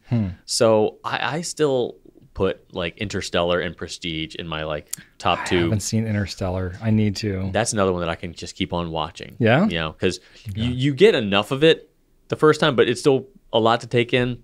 Is that the one with Matt Damon? He's in there. Is that Matthew McConaughey? They're both in there. You might be thinking of there's another The Martian. The Martian. That is with Matt Damon specifically. That's Matt Damon. Okay. But Matt Damon is in Interstellar. Okay. Is a smaller role. But that's why I'm getting them confused. Matthew McConaughey is the main character. He's the main guy. Okay. Yeah. Okay. And yeah, both of those have high rewatchability. So I got to enjoy The Prestige, which I hadn't seen in a number of years. Absolutely enjoyed it. It was just a great rainy day chill out movie. Do you remember the movie Contact? Of course. I watched that recently too. That was one of the first movies that we ever had as a family on a DVD. Oh, really? Like when my parents bought their first DVD player. I think I've talked about this before. How they bought like Under Siege and just like you a mentioned couple of Under really Siege. Crappy movies. Yeah. So my dad bought like a couple of really crappy random movies, but then he also bought like Amadeus and Contact and some Best other ones Picture, that are 1984. like really hold up. Yeah. Yeah. So it was a mixed bag, but I remember Contact. I saw Contact when I was young, didn't really care for it. Then I found out that it was based off a fiction book that Carl Sagan wrote, and gave it another chance. And I'm like, oh my God, I am in love with this movie. Yeah. I thought it was fantastic, and it super holds up. And do you remember Jodie Foster's kind of like mentor boss at the beginning, who was blind or couldn't see very well? William Fichtner is his name, and he is kind of a second sort of like B-list actor that's never really number one, but I've committed his name to memory because I've seen him in so many. He's man. He's one of those I guys. recognize him for sure. Everybody recognizes him, but there have been a couple people who I see enough, and I'm like, you know what? I see you enough, and I don't know your name. I'm going to know your name, sir, because you're in enough stuff that I respect you. I appreciate when you show up. So yeah, William Fichtner. Another guy I have committed to memory, even though he's a B-lister, is Steve Tobolowsky. And because every time he shows up, I'm like, oh, that guy. I'm like, it's disrespectful for me to just be continuously calling you that guy. But I'm like, no, Steve Tobolowsky. Like, oh yeah, of course, I recognize him exactly. So I've seen him from a lot of like comedies. I feel like. Yeah, well, he was also in Community during the Who's the Boss episode. Community. Yeah. Okay. But if I see a B-list actor that shows up enough, I'm like, you know what? I'm gonna remember you. I feel like it's respectful. But anyway, Prestige was great. Archer bought a Wii game. So Wii, God, I always call the Switch the Wii. I don't know why. We never even owned a Wii. It's been like 7 years. We never owned one, and yet that just comes out of my mouth. Archer bought a Switch game. I think it's for other platforms too, called like Overcooked or Overbaked. I don't know. It's a multiplayer cooking game. Okay. Where like you're multiple people in the kitchen and like you're just running around like crazy, like trying to order cook in this video game. Yeah. Okay. And I heard him playing it with Michael and Brittany's kids, and then he and Shannon were playing it because Shannon loves these cooking games, usually on her phone. But they just seem to be having a blast, and I'm sitting here trying to put together this Lego thing that's been plaguing me. I told you a while ago that my Ecto 1 got dropped and destroyed. Oh, yeah, you talked about this. And I've been trying to, I finally started putting it back together because I've got some Gundam I want to put together. Okay. But I'm waiting because I need to get my bookshelf all cleaned off because it's covered in like 100 little Dixie cups full of little pieces. So I'm working on that, and I hear them just laughing their butts off, and then they invite me to come play. So all three of us were playing this cooking game, and I'm trying to chop things, and Archer's like, you need to boil the pasta. And Shannon's like, I have pasta. Why is it on the floor? Don't throw it at me. And it's just like, it was so much fun. And I don't think that we've ever, the three of us, played a video game together. Really? No, because we just I don't buy multiplayer games, and mobile games are what Shannon does, and so but like the age of Archer too, it's like like Mario Party or something, or Mario Kart. That would be a decent family game to that's play. A little too competitive though. Really? Archer doesn't like competition. No. Okay. He doesn't like to lose, and so he just won't do it. So Gotcha. the thrill of winning is not enough to risk the chance of losing. Oh wow. For him, Fair enough. It far outweighs the thrill of winning. Even Mario Party, because it's like you're not really winning. I've never played a Mario Party game. Really? No. They're fun. Yeah, honestly, the Nintendo gaming systems haven't been like the main feature in my household since the Super Nintendo. Okay. But anyway, it was a lot of fun, and it was like a teamwork sort of thing. A lot of communication. Like, okay, from now on, you move down below the island, where the stoves are. I will always move over the top of the island so that we don't run into each other. Yeah. And so it was a lot of like good teamwork communication and stuff like that. So it was actually a lot of fun. Yeah. So that Saturday was pretty lazy. The next day, my plan was to meet my brothers at Ghostbusters to see the new Ghostbuster movie. Oh, yeah. So I woke up. I told them I'd like to have breakfast because this was kind of like a late birthday thing. I told them I wanted to have breakfast at Joe's in Southside. Okay. Because we were going out to Cinna Bistro. That's over the river anyway. Nice. And so I got there. My brother Chad got there. Zach sends us a picture of an exploded tire. So he's not going to make it to breakfast. Oh. So, but I got to sit down with Chad and have just a good one-on-one conversation with him, which is not something that happens every day. So that was really, really delightful. Nice. We keep getting updates from Zach as this is happening, and things aren't going well. He bent his jack, so he needed to wait for roadside assistance. And then he got his spare on after roadside assistance came and helped him. The spare was flat. So he ended up not being able to make it to the theater either, unfortunately. Oh my gosh. So oh, that sucks. Yeah. Come to think of it, I paid for both their tickets too. And yeah. Anyway, but either way, Chad and I got there early. We just continued to chat. We sat down at the movie, and I saw that they had these Slimer popcorn buckets available at the theater, which I didn't think this theater participated in that because I never saw the Dune bucket there, the famous Dune sandworm bucket. Okay. So I was thrilled that they were offering them. Didn't even ask how much it was. Is this like a reusable bucket? Oh, yeah. It looks like Slimer with a big old open mouth you fill with popcorn. Oh, my gosh. It's glorious. I need to look this thing up. Yeah, just Slimer popcorn bucket. Apparently, there was a controversy because the company released a picture of the bucket that didn't actually go to market, and the one that showed up was actually different. But I don't know. I just saw the one in the theater, and I was super happy about it. Yeah, that's the one. That first one there. It makes me so happy. So wow. It ended up being $30 in addition to the price of the popcorn. Wow. But I was like, I don't care.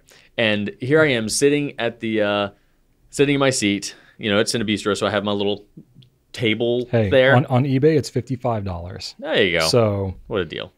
You should sell it. You can make money. No. So it's sitting right there looking at me with that big open mouth, just smiling. And how big is this thing? Like, it's off the table. It's probably about. So it's substantial. Probably about that big. Yeah. Okay. So I'm sitting here like we're about to watch a movie, and I'm just like nudging Chad and be like, hey, look. And it's just like, and he's like, yes, I know, Drew. Yes, you got it. I'm like, I got my bucket. I was so giddy. And it just got me thinking about, here I am, 40 years old, watching a Ghostbusters movie, paying $30 for a daggone popcorn bucket shaped like Slimer. And all I could think about was me on my big wheel, my Ghostbusters big wheel with a Slimer right up front with his two arms sticking out. And it wasn't a big wheel. It was a different brand, but still, it was big wheel-esque. And man, the journey is so amazing. And I thought about my dad, and he was at 40, he was very serious and definitely not enjoying anything that he enjoyed when he was a child. And I'm like, well, things are different. Like, that's not me. And the part nostalgia's a lot cooler now than it was. It certainly was. And I just think about, like, what if I could tell him when I was, that young and he was 40 that, like, hey, guess what I'm going to be doing at 40? He would be like, that's not possible. You're going to be a grown man. You're going to be watching sports and working on cars. Like, nope. Slimer bucket. You want to know how much it was, Dad? So that was delightful. That was really, really wonderful. The movie was great too. I enjoyed it. Yeah, it was good. Yeah, and it's played the main girl in these newer movies. She's 17 now. She started when she was 12, when Ivan Reitman and Jason Reitman casted her. She was 12 years old. Even at 12, she had pictures of her as a little girl with like a Slimer toy and a Ghostbusters t-shirt. So she, in her short amount of life, has been a lifelong fan. And like you can tell that she's enjoying her role. Like Paul Rudd was hilarious, of course. Everybody was just doing their stuff. So it was awesome to see. Great day. Went over to Josh and Jeffrey's as usual. Had dinner with all them. They had a cake ready for me. Our friend Eddie had just placed jelly beans on it in the shape of my name. Nice. So I was given a coffee mug and some coffee by my friends Justin and Steven. So yeah, great weekend. A lot of smiles. Got to do pretty much everything I wanted. Didn't have to go to the grocery store. Nice. Or didn't have to go to Costco. Shannon went to Costco, so bless her for that on a Saturday. Wow. And I dodged that bullet. Must really want to go to Costco. Yeah, well, I'm not a Costco member or anything, but we're not really near one. So no, it would be it's really handy for that's where I get my coffee, because it's like $12.99 for 2 pounds of coffee. That's really good. Yeah. Wow, and the Costco has good coffee. It's just I get the French roast every time. Yeah. Toilet paper, paper towels, chicken breasts, dishwasher pods, all that stuff. All that random crap. Yeah. But you don't really care where you get it. Nah. She always comes home with something random though. This time she came home with some pork bowl, which those buns, like steamed buns. Oh yeah. Which we don't have like a Japanese style steamer and like a bamboo one. It's just kind of like I just have like that metal steamer basket that kind of like unfolds like a flower. Green beans in or whatever. Yeah. So I did that. It worked. I mean, steam, right? Yeah. So you just can't let it touch water. But other than that, yeah. But yeah, they came out okay. I'm not a big fan of steamed vegetables. Oh, I love steamed vegetables. As long as you don't leave them in there too long. Yeah. I don't know. I like roasted way better. Roasted's good. Those can get soggy too, though. Really? Yeah, if it's like for squash and zucchini. I guess it depends what it is. Yeah. Anyway. There's a right way to do it. Yeah. Fair enough. That's it for me. Cool. Let's see here. What have I been up to? Been doing a lot of yard work because now that it's not winter, I guess, yeah, technically it's not winter anymore. No, spring. My birthday. But like, yeah, that's right. A couple of weeks ago, though, it started to get warm, and it was like, as soon as it started to get warm, I was like, this grass is looking long already. And it's like, yeah, okay. Yep. Now it's mowing season again. So that's happening. It's very interesting, though. We've had a lot of rain. So much so that we get some like standing water in our yard. And I saw something I'd never seen before. We had a crayfish hole in the middle of our yard. Really? So you get like those, the mud pile. Stacks. Yep. Yeah. Yep. In the middle of our yard. Wow. And I was like, that's crazy. I've never seen it. I left it there. I didn't have the heart to mow it over. Oh, wow. Because I was like, I don't know, poor little crayfish. Oh, yeah. We used to have those. We used to see those all the time at the river behind my grandmother's house. Yeah. And I've got a ton of them like near our creek because that makes sense because there's water there. Yeah, I'll see if I can like find a picture to show everybody on the Pencast. That must be kind of like, was it, so did you cut your grass, like your whole backyard? I cut the grass. And you didn't run into any like standing water that you couldn't see? Well, the standing water will stay around for like a day or two after it rains, but then it'll like absorb or whatever. Okay. So it wasn't thinking, like anything that was prohibitive. Good. I just have to be conscious of it. Yep, there it is. Look at that. Little crayfish. Wow, you did a good job dodging that. Yeah. Did you like actually weed whack around there? No. Oh, okay. No, that was a couple of weeks ago, and the grass is longer now. Ah, yeah, mine's getting longer too. I called the long guy, be like, all right, it's time. Let's make it happen. Come on back. Kick it into gear. Yeah, I was like, can you please come on payday? Yeah. Friday would be great. There you go. Because once it gets on a schedule, it's so easy. Like, because I just PayPal him, so it's just like get paid, Venmo, get paid, Venmo. It's just a nice. One year it wasn't on that schedule. I just forgot too many times. Yeah, that happens. Yeah. So Joseph is my lawn guy now, and he's excited about it because he wants to buy stuff. That's right. So it's like I kind of like that he wants to help, but I also I kind of enjoy doing the yard work too. But there's also plenty else to do. So I'm like, okay, you have plenty of tractor activities.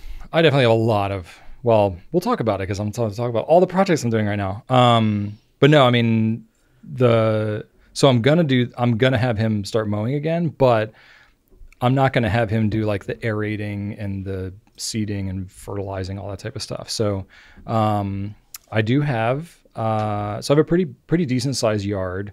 I have something called a lawn roller.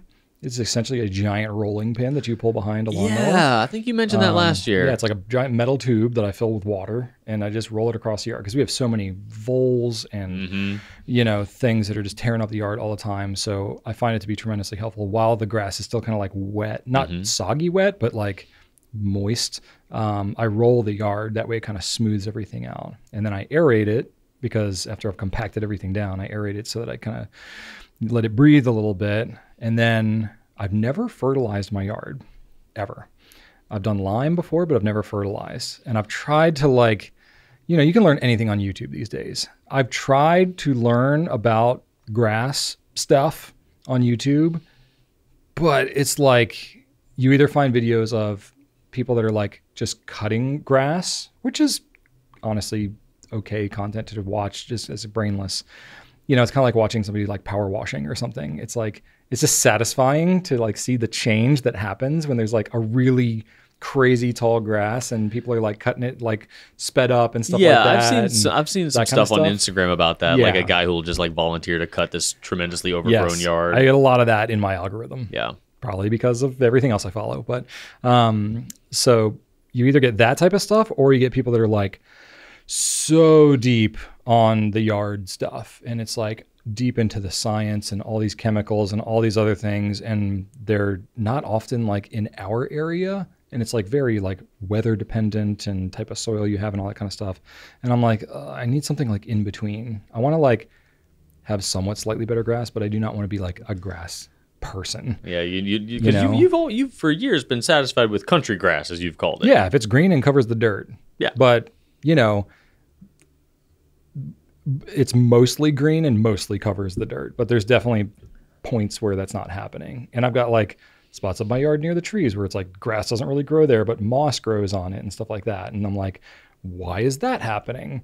And I always thought it was because like the soil pH was too low or something, because, pine and oaks and stuff are very acidic. No, I checked the pH. pH is fine. Yeah, I think it's the nutrients. I looked into a little bit of that for my grass, because I thought that pine was like really, really negative for soil too. That's what I thought. Not that big of a deal. See, with mine, like I have really big pine trees right at the edge of my yard. Same. And like the grass is like not able to grow there. Same. And so I always thought like, oh, it must be this. No, I think it's just because the trees are just sucking up all the nutrients. Maybe that's it. And I always thought it was like, is it the shade because they're evergreens? Maybe just they don't get enough sunlight back there. But maybe. But I've got some spots where like it gets plenty of sun. Yeah, my backyard is like, there's grass, and then just dead. Yeah. So like it's like the last third of my lawn is just nothing but, and that's where all the trees are. But Trees, not all of them are pine trees though. Yeah. So I think it's just because they're sucking up all the nutrients out of the soil. Be it. So that's the new thing I'm trying is putting down some fertilizer. But it's just like I really have to decide how much I care about all these things, because it's like then you can get into fertilizer and lime and this and that and da. And before you know it, you're spending thousands of dollars on your lawn, and you're like, that no one sees but you. Why am I doing this? Yes, literally no one cares but me. No one. Not even in my own family. So I'm like, what am I doing all this for? But then if every time I'm looking at it, I'm like, then it's like, okay, I am doing it for me, and I just have to accept that. Yeah. So there you go. I'm trying that out. But now I've done all that like prep type of stuff, and I've smoothed out my log grave. That's more or less, that thing was a hot mess all winter because it was so rainy, and I couldn't even smooth it out because it was just clay mud and just water. You rolled it? I didn't roll it, but I'm using the tractor to help like smooth it out and stuff. And it's funny because actually, the tractor's heavy, so I would like use that almost like a steamroller and just like drive over top of it just to like pack everything in. But, of course, I just dumped a bunch of logs, and then I just piled dirt on top of it. And I was like, eventually the dirt's going to settle down in there. But it was funny, once I started to like go over it and stuff like that, the pressure from the tractor like pushing the dirt down actually caused a bunch of water to like bubble up out of the soil. So I guess water had like worked its way down in there, and it's clay, so it doesn't like it's got nowhere to go. So there's just like stagnant water chilling in there with the logs.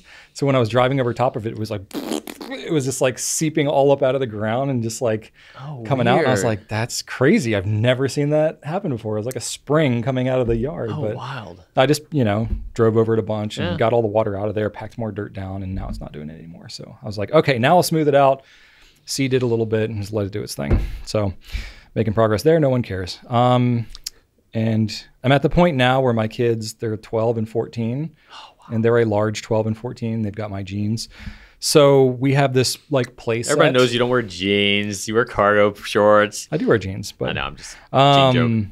Yes. But we have a play set that we got when the kids were like, toddlers. Right. And like they still can, like it's got swings on it, but I'm like, yeah, they're not like going down this slide and doing like, they're not playing in the little playhouse looking thing. And I was power washing houses with my dad at the time. This was like pre-Goulet pens. So actually this was a long time ago. I thought it was like a decade ago, but I'm realizing now it was even longer than that. But anyway, I was power washing houses with my dad. Somebody whose house we power washed, they lived out in the boonies. They wanted to get rid of their play set. And they were like, if you can get it out of here, it's yours. And so I was like, free play set. I have kids. Let's do that. So I took it. And so now this thing is like 25 years old probably. And I'm like, okay, I've shored it up. You've kept it up though. I've kept it up. It looks good. Stained it. Yeah, I have. Regular mulch around the area. But it's like, now my kids are getting to be large. And I'm like, okay, I don't know, like younger kids, I'm fine. They'd be fine on it. But like my kids, if my two kids are swinging on that thing at the same time and I see the thing like rocking back and forth, I'm like, I either need to like reinvest and shore this thing up, or I need to get it out of my life. And it's like the kids aren't really playing on it anymore. So I'm feeling around to see if anybody here at work wants it. But we don't have a lot of like super young kids.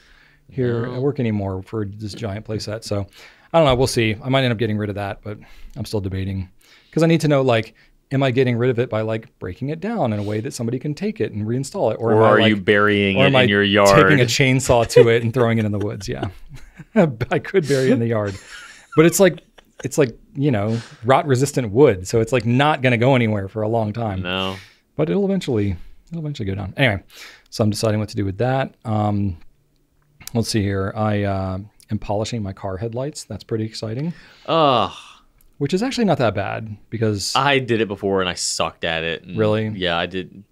I don't know. I must have done the steps wrong or something like that. It was slightly better, but I don't know what I did wrong. Because you buy the kit, or are you doing it with stuff you already have? I've done both. So I've done it by hand because essentially it's just plastic. Yeah, it's just like polishing a pen. Yeah, you just gotta step down your abrasive. Grits. Yeah. So I did it by hand and it took forever. So I was like, I'll buy a kit and I'll just try it. Yeah. So I bought the kit. The kit's fine, but it only has like 3 grades of grit. So it's like, it's probably fine. I just need to get over it. But like when I'm staring at it, I'm like, I can still see scratches, but I'm like, it doesn't matter. Like it looks way better than it did. So I like my truck, I have a 2002 F-250. That thing's got some age on it at this point. And the headlights are like yellow. Oh, mine too. My CRV is like total cloud. Yeah. So it's like, we'll give it a shot. And so I polished one of them up. It looks a lot better. I'm like, okay, this is worth doing. I'm like, whatever. It still passes inspection. Yeah. It's going to, might not last till the end of the year. We'll see. Right. Do they test that for inspection?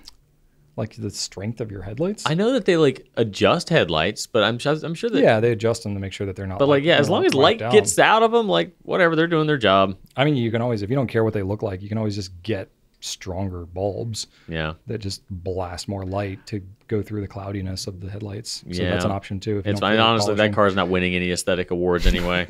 True. So. Well, neither is my truck really, but I don't know. I just felt like I wanted to do it, and now I've done it. Well, I've done it on one. Yeah, I've done it once. One clear headlight now. I've done it once, and I feel like they wore off like within months. Really? It was very disheartening. Yeah, I'm sure I did something wrong. Interesting. Okay. Yeah. Well, we'll see. I might have not done like the final sealant properly because you do go through all the steps, and then there's this like juice just put on there at the end. I don't know. Maybe I did that. Maybe it depends on which kit you get, because mine was literally just a polishing kit. Like there's no sealant to put over top of it. Yeah, mine came with literally just sanding it down and then polishing it. I did all that, but then it had some like extra crap at the end. I don't know, to protect it or whatever, like a clear coat kind probably. Of thing. Yeah, I don't know. That was the thing, is like going to like an auto parts store and looking at that kind of stuff. I'm like, they're all marketing crap all over it, and you're like, what am I actually buying here? Yeah. Anyway, so I'm doing that. I finished my Lego Optimus Prime. Nice. Which has been good. That was pretty fast. Yeah. Well, it's like I would work on it like a bag at a time with Joseph. So I didn't want to just like go building it myself because I wanted to do it with Joseph. So yeah, we just kind of worked it in there, and we finished it, and it's pretty rad. I was going to bring it in, but then I forgot. So I was going to show it off. But you happy with it though? It's so cool. Nice. It was a total impulsive buy. Well, it's kind of like you and the Ghostbusters, thing. You're just had to have it. Oh, this is so cool. Yeah. See, I didn't have the toy growing up though, so it's the kind of thing like I liked toys like that growing up, but it was still pretty fun. Yeah. Transformers are eternal. Yeah, it's like the best toys ever invented. And Joseph loves robots. Like he loves Lego, he loves robots. So it was like, even though he doesn't know anything about the show, he just is super into one of the movies I recently bought was Bumblebee, which is the movie that came like basically after they made all the Transformers movies. Yeah, they made Bumblebee, which was kind of like a prequel to all of those. Okay, it's easily the best Transformers movie really in the modern days. Yeah, so if you ever did want to watch a movie, that one's the one to watch. Okay, great soundtrack. The whole thing takes place in the 80s because they needed to justify the Beetle, right? It's just fantastic. It's just pretty much just Bumblebee with 2 bad guys, not a crap ton of wild craziness happening. Okay. It's solid. It definitely is solid. Nice. Yeah. All right. I'll have to check that out. But I haven't seen a single Transformer movie. I saw the first one. It was just I heard it was like the best one of the bunch, but to me it was just so hard to follow and overwhelming. Like the visuals, I'm just like, what? It's just like a bunch of hunks of metal all intertwined. Like, I don't even know where someone's head is. Question: where is Optimus Prime going to live? Is it going to live in Joseph's room, or are you no idea? Going to bring it into the office? Put it behind the. I might put it on my desk. I mean, the Saturn V has been there for a while. Saturn V is not going anywhere. Well, maybe it needs a friend. I think it does need a friend. All right, well, you can have Optimus Prime with the Saturn V. Why not? That's a great. I have the Emmett mech as well. That's back from there. the Lego Movie. So Emmett mech and Optimus Prime could hang out with the Saturn V. I don't disagree with that. Sounds like a good strategy. You have my full endorsement. What I should do is rotate out because I have a ton of Lego Technic sets at home. I should just rotate out some, freshen it up a little bit. Yeah. But yeah, so that was fun. And then speaking of Legos, so there's a story here. I'm in the middle of working on this washer dryer pedestal thing that I think I mentioned last week.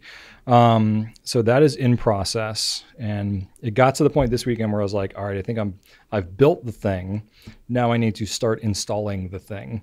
So it's like basically like a piece of built-in furniture at this point that I'm like attaching to the walls. I have to take out the molding and everything to like fit it all in there. So I had to like disconnect the washer dryer, get it all out of there. So it was like strategically a couple days ahead of time, I was like, all right, Rachel, let's do all our laundry. Let's wash all our sheets, all that kind of stuff.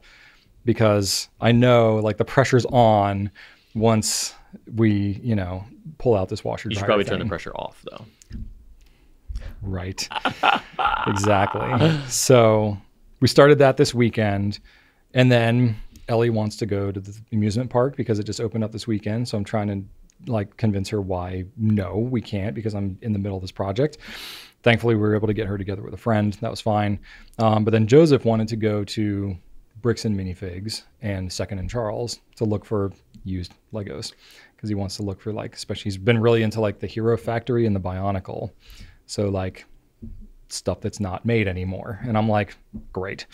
So, but he's like into the kind of dumpster dive Lego thing. Nice. He's like bought stuff on eBay and he's had some good luck. So he's really enjoying that. And I'm like, all right. So I was like, I'll make you a deal. I was like, I'll take you to these places, but you're going to help me with the washer dryer pedestal. Fair is fair. You can help me out. You'll save me some time. We'll use that time to go do the Lego thing. So he helped me out for a solid like 4 or 5 hours. Wow. Like working on the pedestal thing, painting the whole inside of it and everything. So dang.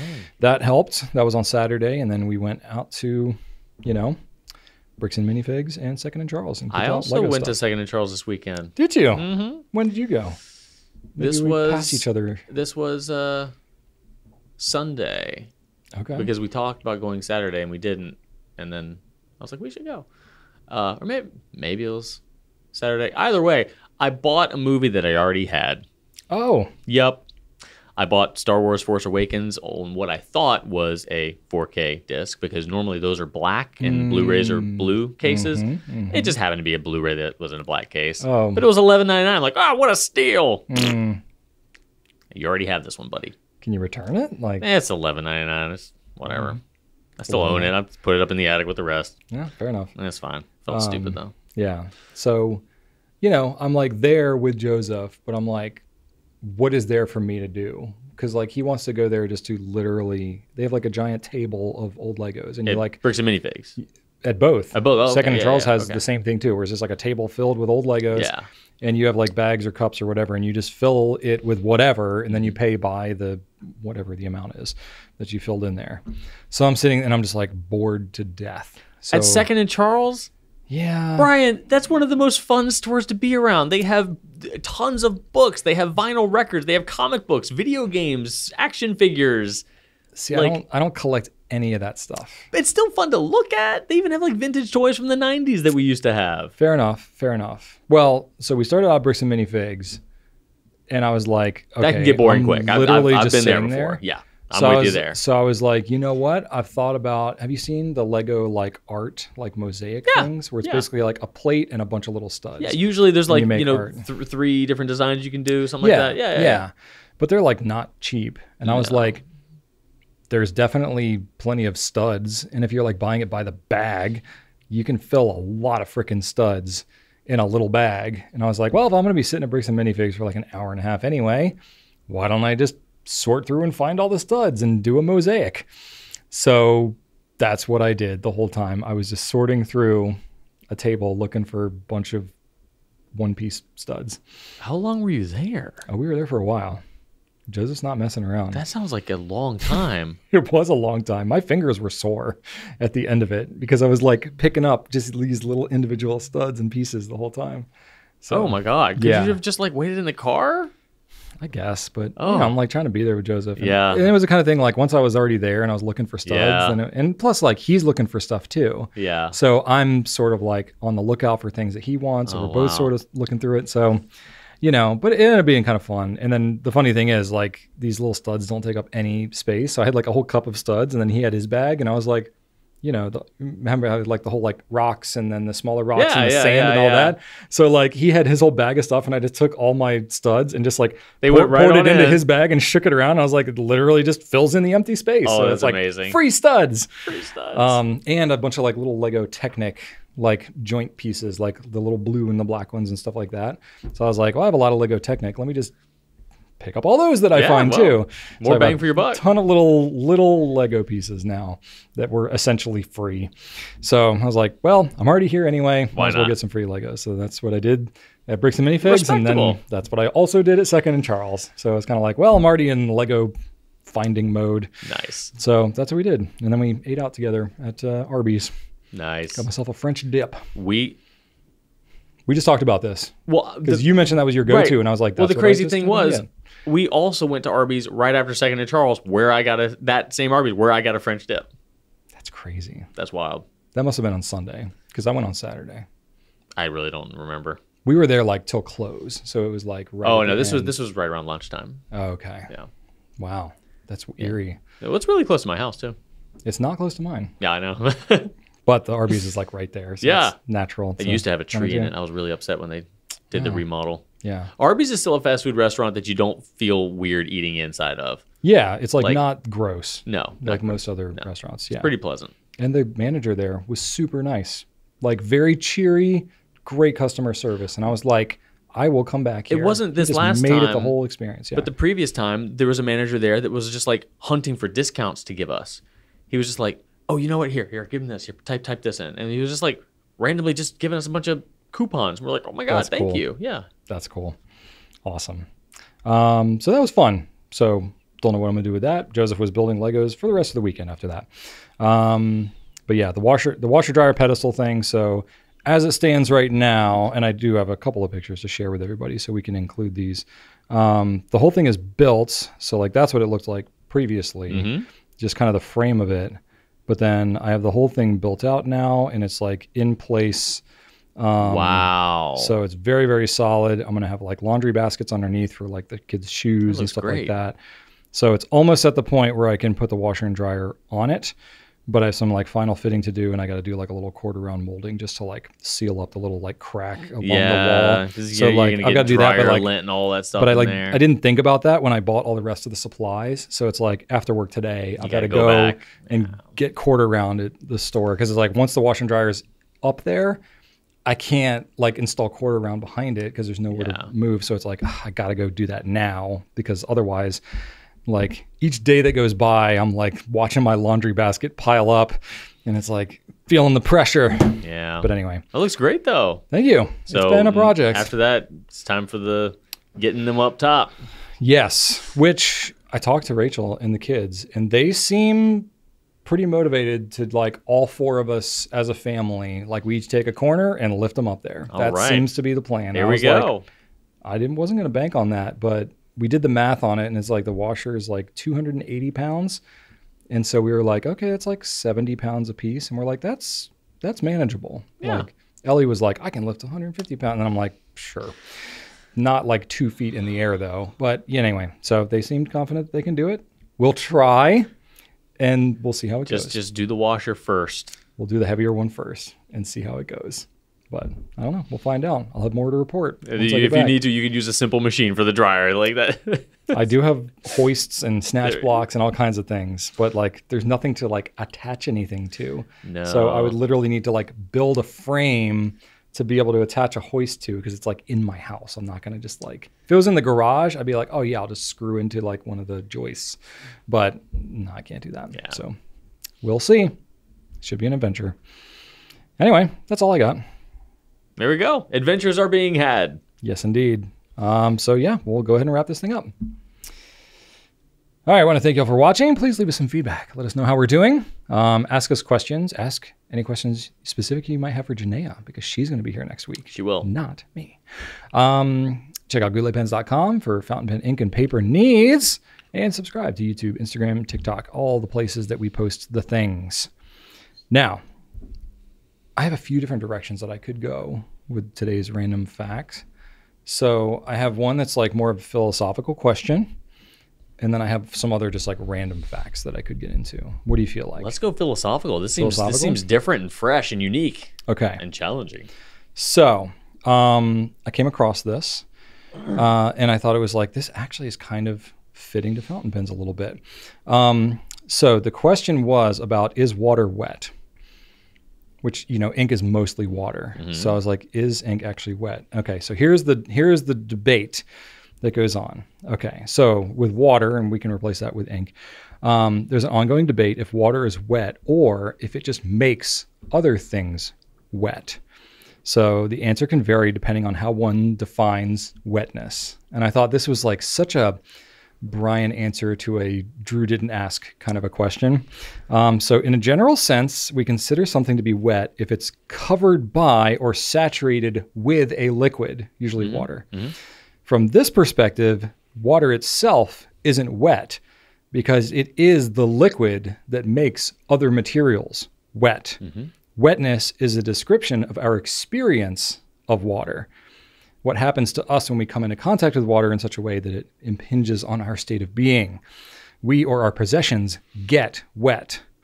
However, from a more scientific standpoint, when water molecules are surrounded by other water molecules, they exhibit behaviors like cohesion and adhesion that could be seen as a form of wetness since they are in contact with liquid.